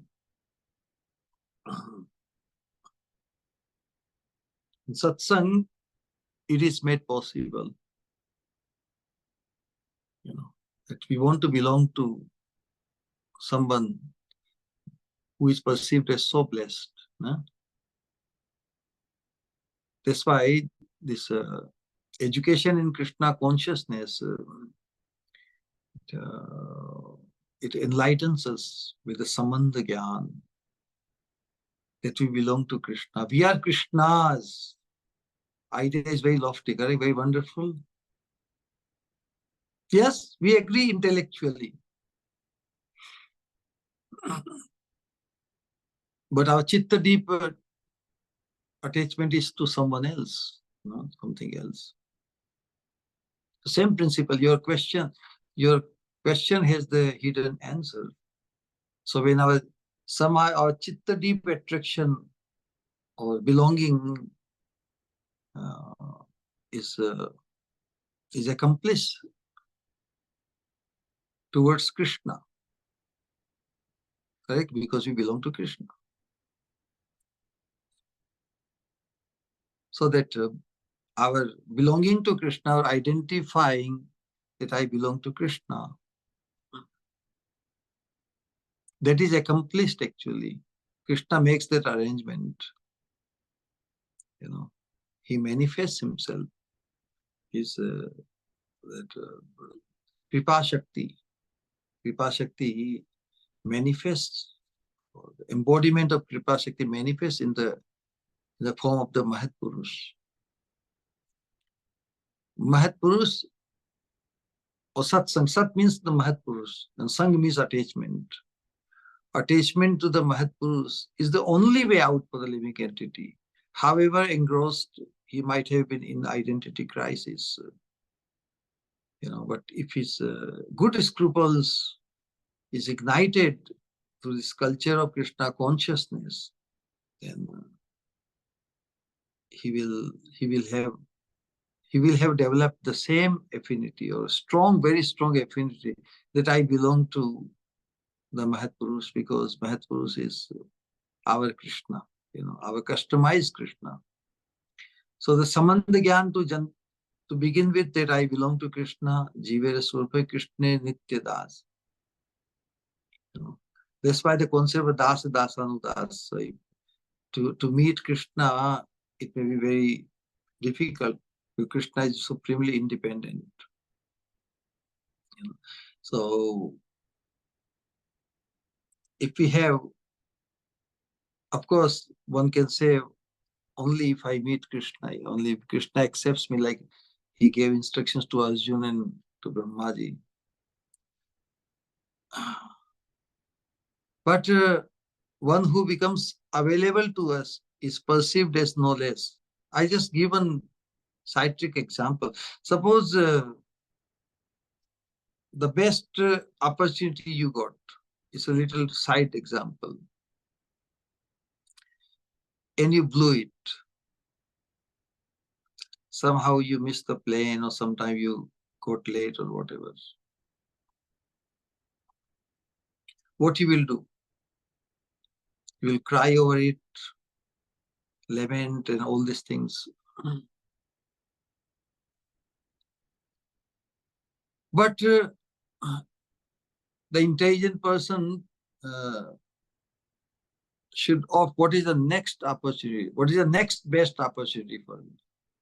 So next best opportunity is which is available, correct? Something which is not available, we cannot just cry over it. So the whole idea is, definitely we belong to Krishna, and Krishna, as he is described in the scriptures, as a supreme personality of Godhead. If he is not personally becoming available to us, because we are not eligible, we are not pure enough, we won't be able to handle Krishna in his personal form. So Krishna, out of great causeless mercy, he has manifested in a form we can deal with. We can feel very, very personal with. That's why in Pancharatra Agam, Krishna himself describes his 5 manifestations. Mama prakara pancheti prahus vedanta paragaha paro vyuhascha vibhavo niyanta sarvadehinam archavatarascha tatha kripalu purushakriti. Krishna says, those who are expert in the Vedas, they describe my 5 manifestations. First is Swayam Rupa, all the avatars, the Lord, Niyanta in the heart, Paramatma in the heart, and Archavatar, the deity form. So all these 4 manifestations, but their glory won't be understood sufficiently unless we are able to identify the Kripalu Purushakriti, the Lord manifesting, or Lord's Karuna Shakti, Kripa Shakti, manifesting in a Kripalu Purushakriti is the Mahat Purush. So only by becoming connected to the Mahat Purush, one can develop the affinity for belonging to Krishna, as much as one wants to become Krishna's, or become, one can practically, in real sense, can develop that belonging to the Mahat Purush, who is perceived as no less than Krishna. Because Krishna still is in our imagination. He is indirect. or the affinity towards the Mahatpurush, it gives the same sense of belonging,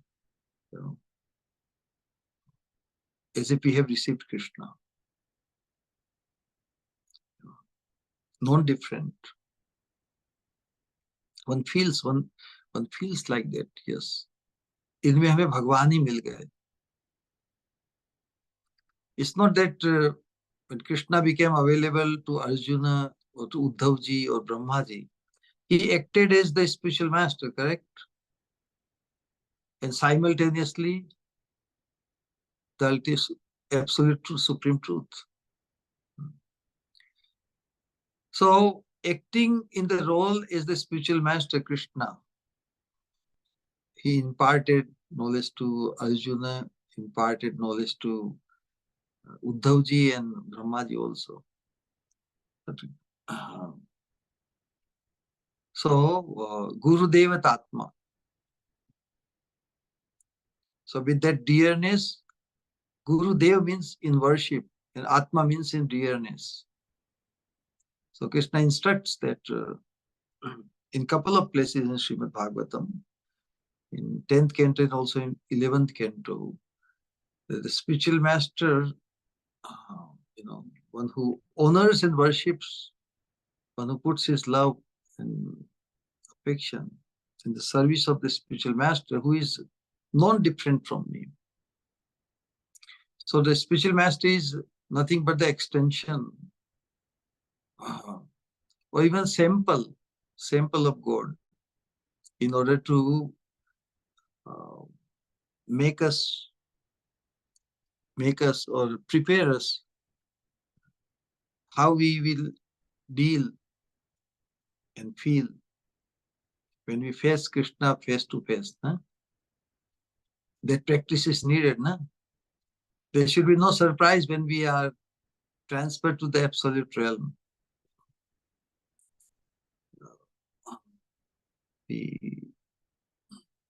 It's like apprenticeship. You have to please, you have to get the confirmation from the person to get the final posting. In the same way, your question is very practical, and Krishna has made this arrangement. Mad Bhakta Pujyabhyadhika. So you want to worship Krishna, then Krishna says, in order to please me, if you worship my devotee, then I'm more pleased than my own direct worship. So that is the way. But this is the research. That should be our prayer also to Krishna. Our prayer to Krishna should be, we must involve in identifying a pure devotee in our life, or the most blessed person in our life. We must involve Krishna. And Krishna will definitely reveal us in our heart. So to cause our complete deconditioning.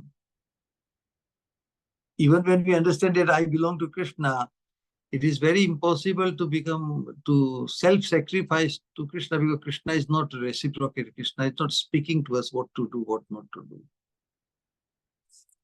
But the person who can activate our total becoming fully consumed in the service of Krishna is the Mahatpurush. And developing our sense of belonging to the Mahatpurush gives us the same experience and joy and fulfillment as if we have attained Krishna. So attaining the Supreme, attaining Krishna should not be a mystery for a fully surrendered soul. Hare Krishna. All right. Jayati Jai. Pranam Shri Guru. All right. Hare Krishna Shri Guru. Koti Koti Pranam. Hare As Krishna. ever, very enlightening lecture. All the concepts about humility you spoke were very practical and perfect, And Shri Guru, when you sing, it really shakes mountains, Shri Guru. So beautiful, so loving we feel. And Shri Guru, I always feel who says 12 Mahajans know Lord completely. For me, you are the first and last Mahajan, Shri Guru. Like Srila Prabhupada linked all the shlokas of Bhagavad Gita of let it be Gyan Yoga, Karma Yoga or Dhyan Yoga to Bhakti Yoga. Similarly, you take all the shlokas of the Vaishnava Shastras to the ultimate point of Radha Dasyam. Thank you so much, Sri Guru. Thank you so much. Hare Krishna. Koti Koti Pranam.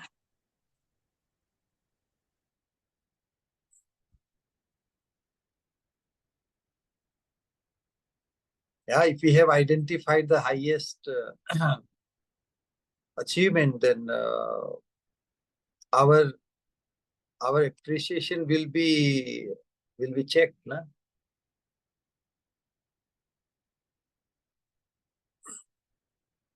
How much we are able to modify and ready ourselves to move in that direction unobstructed, undisturbed by so many factors. So this world is a design, to test us, to check us, to purify us. Are we ready? How much we are ready for full purification? But if we have the satsang, if we identify with our association with very advanced devotees, then we will naturally have the necessary attitude of humility. Only in a lower association, it's very easy to become disturbed and lose the sense of humility and come with the mood of overpowering or exploiting or lording over. As Prabhupada says, no? We have the tendency to lord over others. But if we find our association with the more advanced devotees, then our natural, spontaneous mood of humility will be kept intact. Correct? Perfect, Shri Guru. Hare Krishna. Hare Krishna. It's quite late in India. Still you are awake. Shri Guru. To see you, I always feel very nice. Thank you so much. Hare Krishna. All right then. Hare Krishna, Shri Guru, Dandavat Pranam. Hare Krishna. Thank you, Shri Guru, for this fascinating message of Mahaprabhu and guiding, inspiring us practically in every sense to become Krishna conscious and become Das Das Anudas and wholly imbibe this message of Mahaprabhu. Uh, Shri Guru, this thing is thoroughly somewhat in being realized that self-centeredness is my real blockage and problem. And studying Srimad Bhagavad Gita, we see Arjuna is representing us conditioned soul. He's a eternal associate of the Lord, but representing us. Now, Arjuna's queries, what he put forwards to Krishna, how do we understand that Arjuna's petition or those queries were confusion, were self-centeredness oriented? Hmm. It seems like he was seeing for the culture of women, children, and that there will be sin will be overcome all of us and other things. Yes. So Krishna listened to all his arguments as if he is not self-centered, but he's he's worried about the interest of others. Correct? Yes, But uh, Krishna championed in this enlightening him that yes, although all your arguments are true, but you are losing on your duty. In Sanskrit, there is a saying, na swairi, na swairini. A warrior is trying to avoid the war, which is inevitable. So he's running from the inevitable. He will be implicated. Na? So he's worried about that if so many ladies, they will become widows, and the widows would be exploited by the poets. Who would be the widows? Someone would be Arjun's mothers, somebody Arjun's wife, or the daughter. Three categories. Swairi. Swairi in Sanskrit means swechachari. स्वेच्छाचारी means अपनी मनमानी करना. तो भगवान अर्जुन को ये कर रहे हैं कि तू बड़ा उपदेशक बन रहा है, लेकिन स्वेच्छाचारी हो रहा है, खुद ही अपनी ड्यूटी से भाग रहा है. If you don't run away from your duty, then even if you lose the battle, then the mothers or the daughters or the wives who became widows, they will live, they will sacrifice their life, or they will uphold the principle of religiosity. All the concerns which you are expressing, they will uphold even without you, because you made the sacrifice for their sake. Naswairi, if you don't become swechachari, then for the sake of whom you sacrifice your life, they will not become swechacharini. Naswairi, ye pulling hai. Naswairi, naswairini, तो वो भी स्वेच्छाचारिणी नहीं बनेगी. So on this principle, Krishna totally overpowered lower level arguments of Arjuna. You understand? So this message of Bhagavad Gita about Arjuna, he became then Krishna centered. Karishye Vachanta. But it's not, but Krishna just told, yes, all your arguments, but you are running away from your duty. You do your duty and leave the rest. If you perform your duty, you become ideal for everyone. You become the hero. You become the martyr. Martyr is a hero, correct? जो दूसरों के हित के लिए अपने जीवन की कुर्बानी दे, उसे मार्टर कहते हैं ना, देश के हित के लिए, समाज के, परिवार के लिए. तो उसमें यदि even if you become vanished,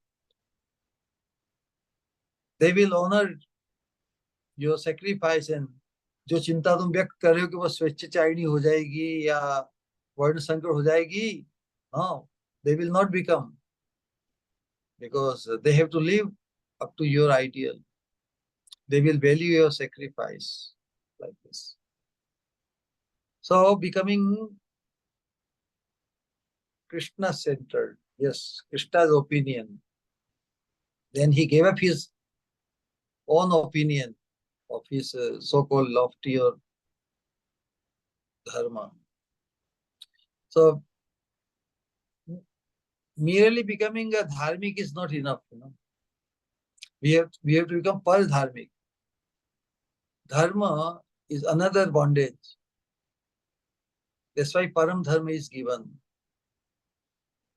Radha Govind Maharaj in his Katha says that just as a person धर्म को अपनाकर अधर्म छोड़ता है ना, कुछ रिप्लेसमेंट तो चाहिए ना. मनुष्य यदि बहुत अधार्मिक हो तो उसकी निंदा होती है, तो वो भी अपना मुंह कहाँ से कहाँ किसको दिखा? इसलिए किसी रिप्लेस धर्म को अपनाकर मनुष्य जिससे अधर्म को छोड़ता है, उसी प्रकार परम धर्म को अपनाकर, कृष्ण की बात को अपनाकर व्यक्ति धर्म के शिकंजे से भी मुक्त हो सकता है। होना ही पड़ेगा। परम धर्म को अपनाए बिना व्यक्ति धर्म के शिकंजे से अनंत जन्म कोटि सुकृत न लभ्यते, वो उस चीज को परमार्थ सिद्धि को नहीं प्राप्त कर सका कोटि जन्मों की सुकृति धर्म को निभा कर भी।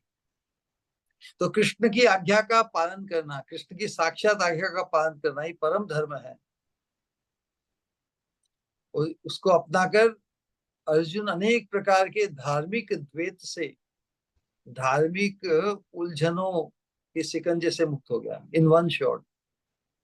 तो उसी प्रकार हम कितने ही धार्मिक और अच्छी पहचान हम अर्जित किए हो संसार में अनेक संस्कारों को लेकर, जब तक हम महत्पुरुष के चरणाश्रित महत्पुरुष के इशारे पर चलने को तैयार नहीं होते, तब हम संसार की धार्मिकता के प्रपंच से नहीं मुक्त हो सकते। तो महत्पुरुष ही है, क्योंकि महत्पुरुष पूर्ण रूपेण है, परम धर्म में प्रतिष्ठित है। उनका बनकर ही कोई भगवान का बन सकता है या बन पाया। नारद मुनि का होकर ही कोई भगवान को पा सका है ना। तो हमें भी हमारे जीवन में अपने इंडिविजुअल कस्टमाइज नारद मुनि को पहचानना होगा। That would do it all the way. Hare Krishna.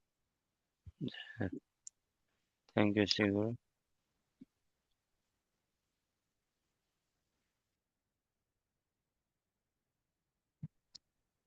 Pranam Shri Guru. Hare Krishna. Hare Krishna. Just wonderful, Adbhut. What I can say.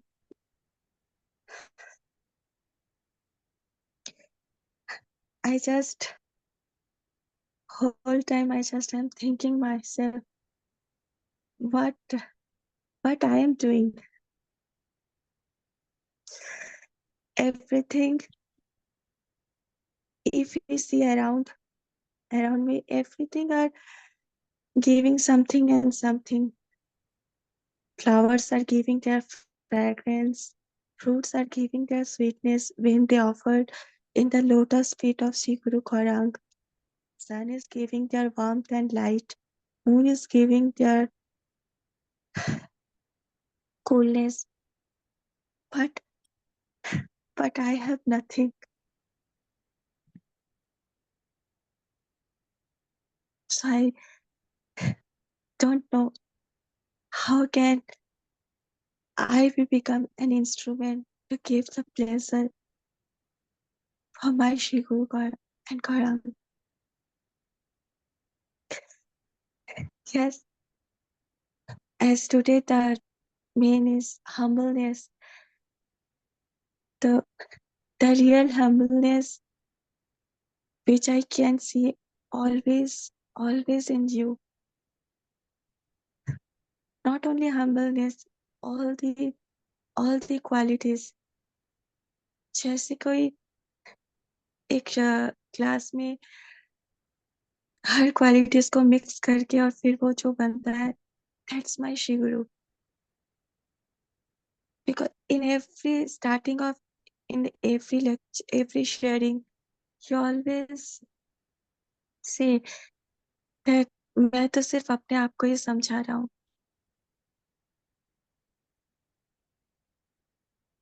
Every time you offer everything to your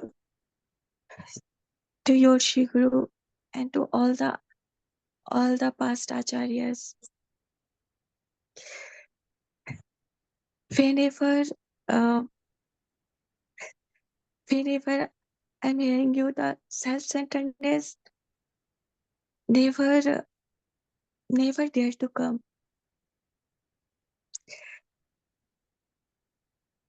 And yes, the way you told that, how can we allow ourselves to forget the highest thing? Yes, even you never forget to make the center Radha Dashyam. You just open the door of highest Saubhagya for, for everyone. And you never allow to forget us also, that we are the Kinkari, we are the Kinkari of our Swamini. So sweet that in many times, because of small things, we forget what is the real goal of our life.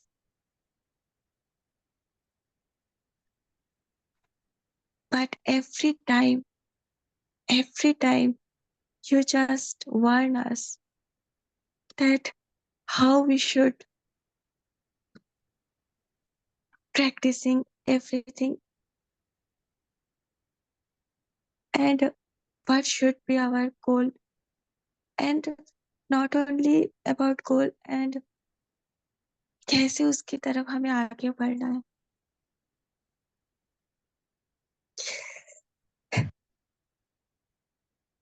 Humbleness and humility, everything, how it becomes a real jewelry of one's character. You just so really the thought that we should become the slave of Vaishnavas. We should completely devote ourselves for our Shri Guru, because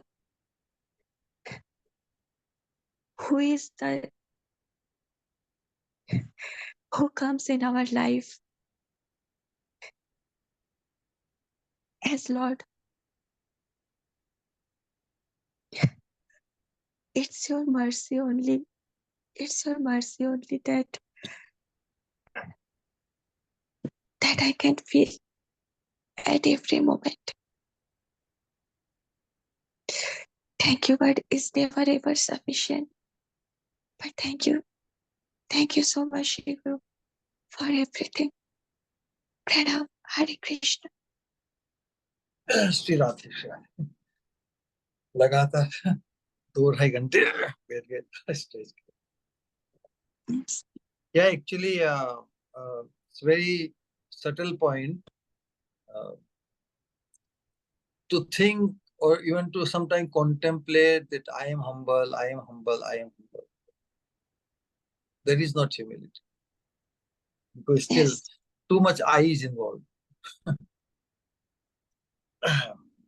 So one has to become humble, then one will not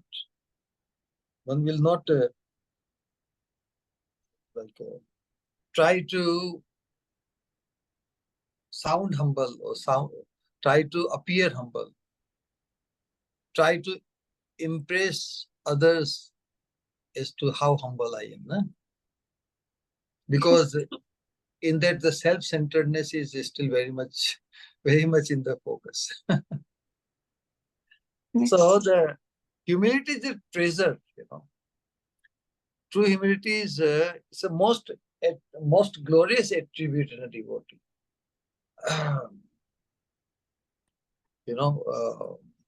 One is ready to self-sacrifice for the benefit of others.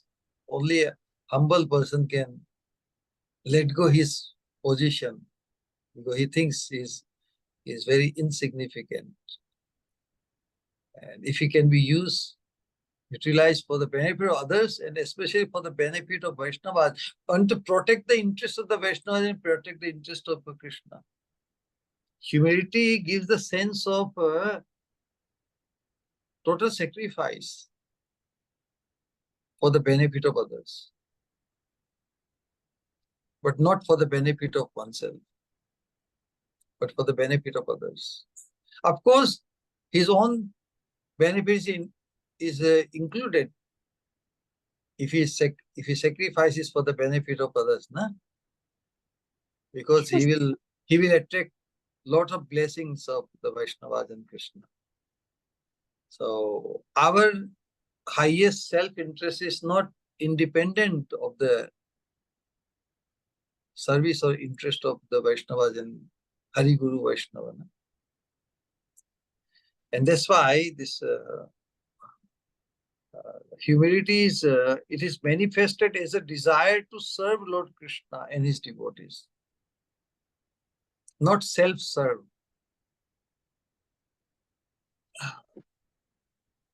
The sense of desire to be served is completely nullified. So in our thought, we think like that, then our thought is reflected through our words and actions. So this humility is grounded in the deep realization that we are the servant. We are the servant of the servant of the servant. And the sense of being the master is completely nullified. It's a treasure. Humility, the sense of humility is a treasure. So what kind of treasure? Or joy? Treasure of joy or relief? Humility gives us tremendous relief. In the material world, when somebody is facing some problem, and if the problem is over, then he feels a relief, correct? It's like some hurdle in front of us. Life is like a hurdle, always some problem, situation coming, some issues coming. And if we cross over, then feel the relief and we feel a joy. So humility also, it frees us from many issues and situations. So the true joy, true treasure of joy or relief of humility, what is that? Humility is the freedom. Humility gives us that real freedom from the anxiety. You know, the anxiety, if one wants to become anxiety-free, then he must appreciate the value of humility. Humility is freedom from the anxiety. What is anxiety? Anxiety of having the satisfaction. What kind of satisfaction we are hankering? The satisfaction of being honored by others. कब लोग मेरे बारे में जानेंगे? So one is always anxious to have the satisfaction of being honored by others. So this humility frees one. Humility is the freedom from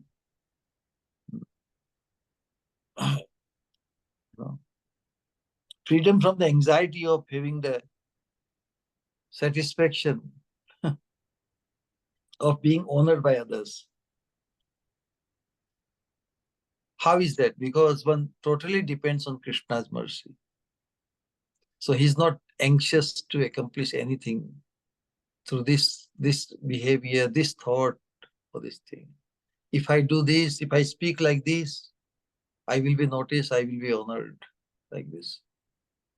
One totally depends on Krishna, then he can become humble. And actually what I am, whatever I am, just think like this. What I am, whatever I am, is it hidden from Krishna? Krishna knows, na? Then who else is needed to know me? Krishna knows me, correct? However, whatever glorious, whatever special, Krishna knows it. So since I am Krishna's, then let only Krishna know it. And he knows it anyway. And that should be very satisfactory. You know? Why should I hanker that others should know how glorious I am? No. If I am glorious, it is for Krishna's satisfaction. So let Krishna alone be satisfied. फिर जो चीज कृष्ण की है, whatever glory we have, if it is only for Krishna's, why should make it? उसको बासी क्यों बनाएं? और उसको why should it be shared by anyone else? So sweet. So who else is needed to know me? Do we have that faith that Krishna's knowing me must suffice? for me, he is my full and exclusive shelter. So Sri Guru, Krishna, they are our exclusive shelter. Let them only know, and they already know. I don't have to try to educate them to make you known, to make us known. Krishna already knows what we are. Sri Guru also knows what we are. We don't have to make extra effort to make them know. That will be humility. So humility does not mean thinking less of oneself, but thinking of oneself less. Like that. So that will give us tremendous hope that we can become Krishna-centered. We can become Swamini-centered, the ultimate humility. Ultimate reward of humility.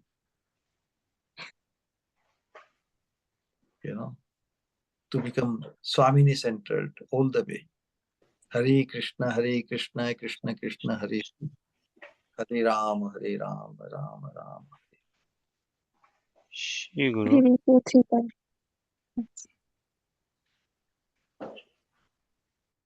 Yes. A small question on this line. So, when it comes to, say, introducing myself, is it better advisable that I say, okay, I'm Das Anu Das? Could it be like, okay, here is someone demonstrating, showing how humble he is? Do I need to speak, I'm Das Anu Das, or can I just leave it at I am Das? No, then you have to identify which Das you are meaning. You have a lineage, no? There is a general principle, but there is also a specific application. In general, we are respectful, we are service attitude towards all the Vaishnavas of any lineage.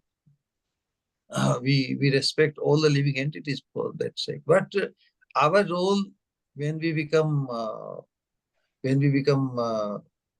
programmed in a particular lineage, no? Then our service dasanu das, it serves the need of the lineage. Sometimes we cannot. It becomes very specific. We cannot become just generalized, because if we remain general, we serve no particular. So when we say dasanu das, then it's very very specific lineage also. It is not general. I'm das, I'm servant, then I cater to the need of the person. And to become dasanu, then I have to identify that the person I am becoming das is loyal to. So das, the word das itself is filled with absolute loyalty. No? So if we generalize it, then if one is not situated in absolute loyalty of his master, so this concept is on the absolute platform. So if our association is not, if our identification of das is not with one who is situated on absolute platform, then it creates some situations, issues. That's why amongst the Vaishnavas, Sajatiya Vaishnavas, Sajatiya Sangha, we identify other Vaishnavas as no less dear to Krishna, no less dear to Radharani than myself.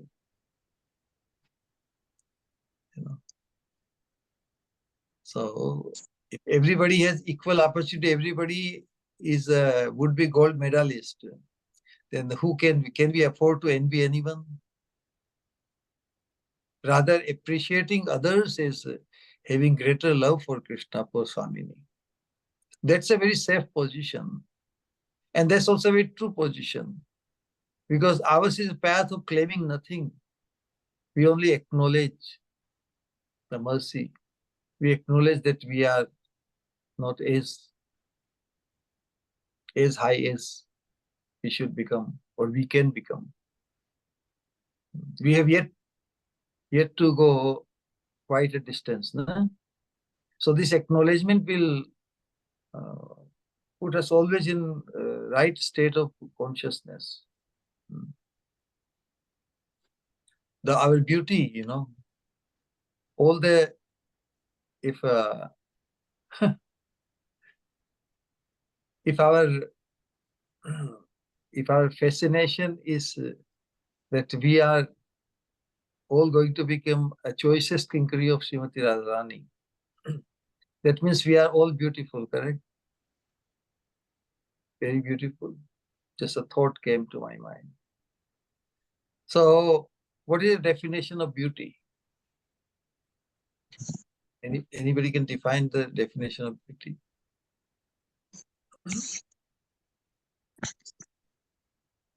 Anybody would like to try?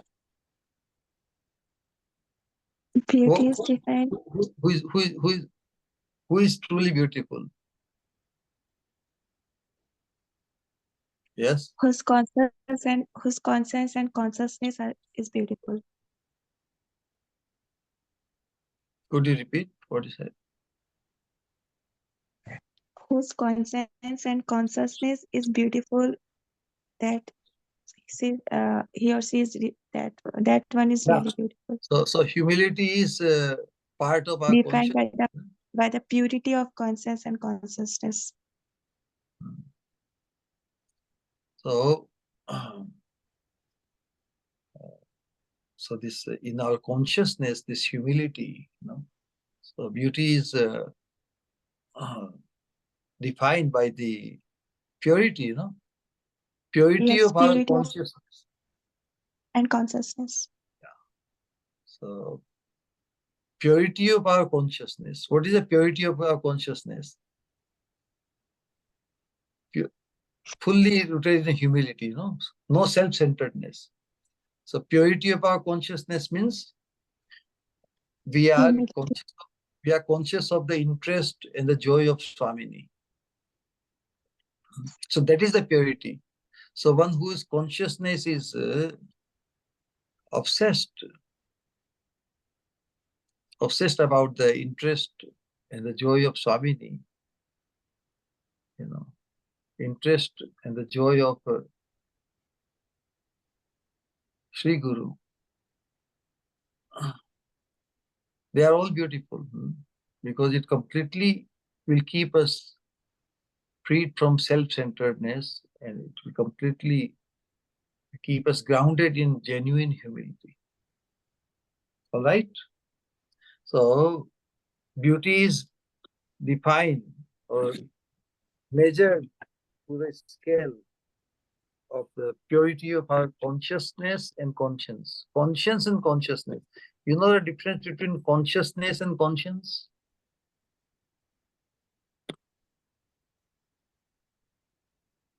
Consciousness is like the total storehouse, big computer. And conscience is like the present moment application from that source. So our total consciousness is reflected in our present moment expression of our judgment, conscience, awareness, awakening. So conscience means present moment awareness. Consciousness is like a total storehouse. So the purity of our consciousness and conscience, that makes one beautiful. And the purity of our consciousness and conscience will be reflected in our behavior to make us appear beautiful. Isn't so? Hare Krishna. Gaur Premanande Hari Hari Bol. We will say Hare Krishna Mahamantra to honor our Shri Guru. Hare Krishna, Hare Hare Krishna, Krishna, Hare Krishna, Krishna Krishna Krishna, Krishna, Hare Hare, Hare Hare, Hare Hare Ram, Ram, Hare Ram, Ram Ram, Ram Ram Hare Ram, Hare, Hare Hare, Hare Hare Krishna, Krishna, Hare Hare Krishna, Krishna, Krishna Krishna Krishna, Krishna, Hare Krishna, Hare Hare, Hare, Hare Hare Hare, Ram, Hare Hare Ram, Ram, Hare Hare Ram Ram, Ram, Ram, Ram Hare Ram, Hare, Hare Hare Hare. Hare Ram, Hare Krishna, Hare, Hare Hare Krishna, Krishna, Krishna Krishna, Hare Hare Hare, Krishna, Hare Hare Krishna, Ram, Hare Krishna Ram, Ram, Ram Krishna, Ram, Hare Hare Ram, Hare. Ram Ram, Hare Hare Ram, Hare Ram, Ram Ram, Hare भक्ति स्वरूप गोविंद महाराज जी की जय। Hare. Jai, समावेत Nitai गौर भक्त बिंद की जय, निताई गौर Jai. प्रेमानंदे Hari Hari. Dandat हरे pranam Shri Guru. हरे कृष्णा हरे कृष्णा, निताई गौर प्रेमानंदे। Hare Krishna, Shri Guru, Dandat Pranam. हरे कृष्णा श्री स्वामी ने मत गौर प्रेमानंदे हरि हरि।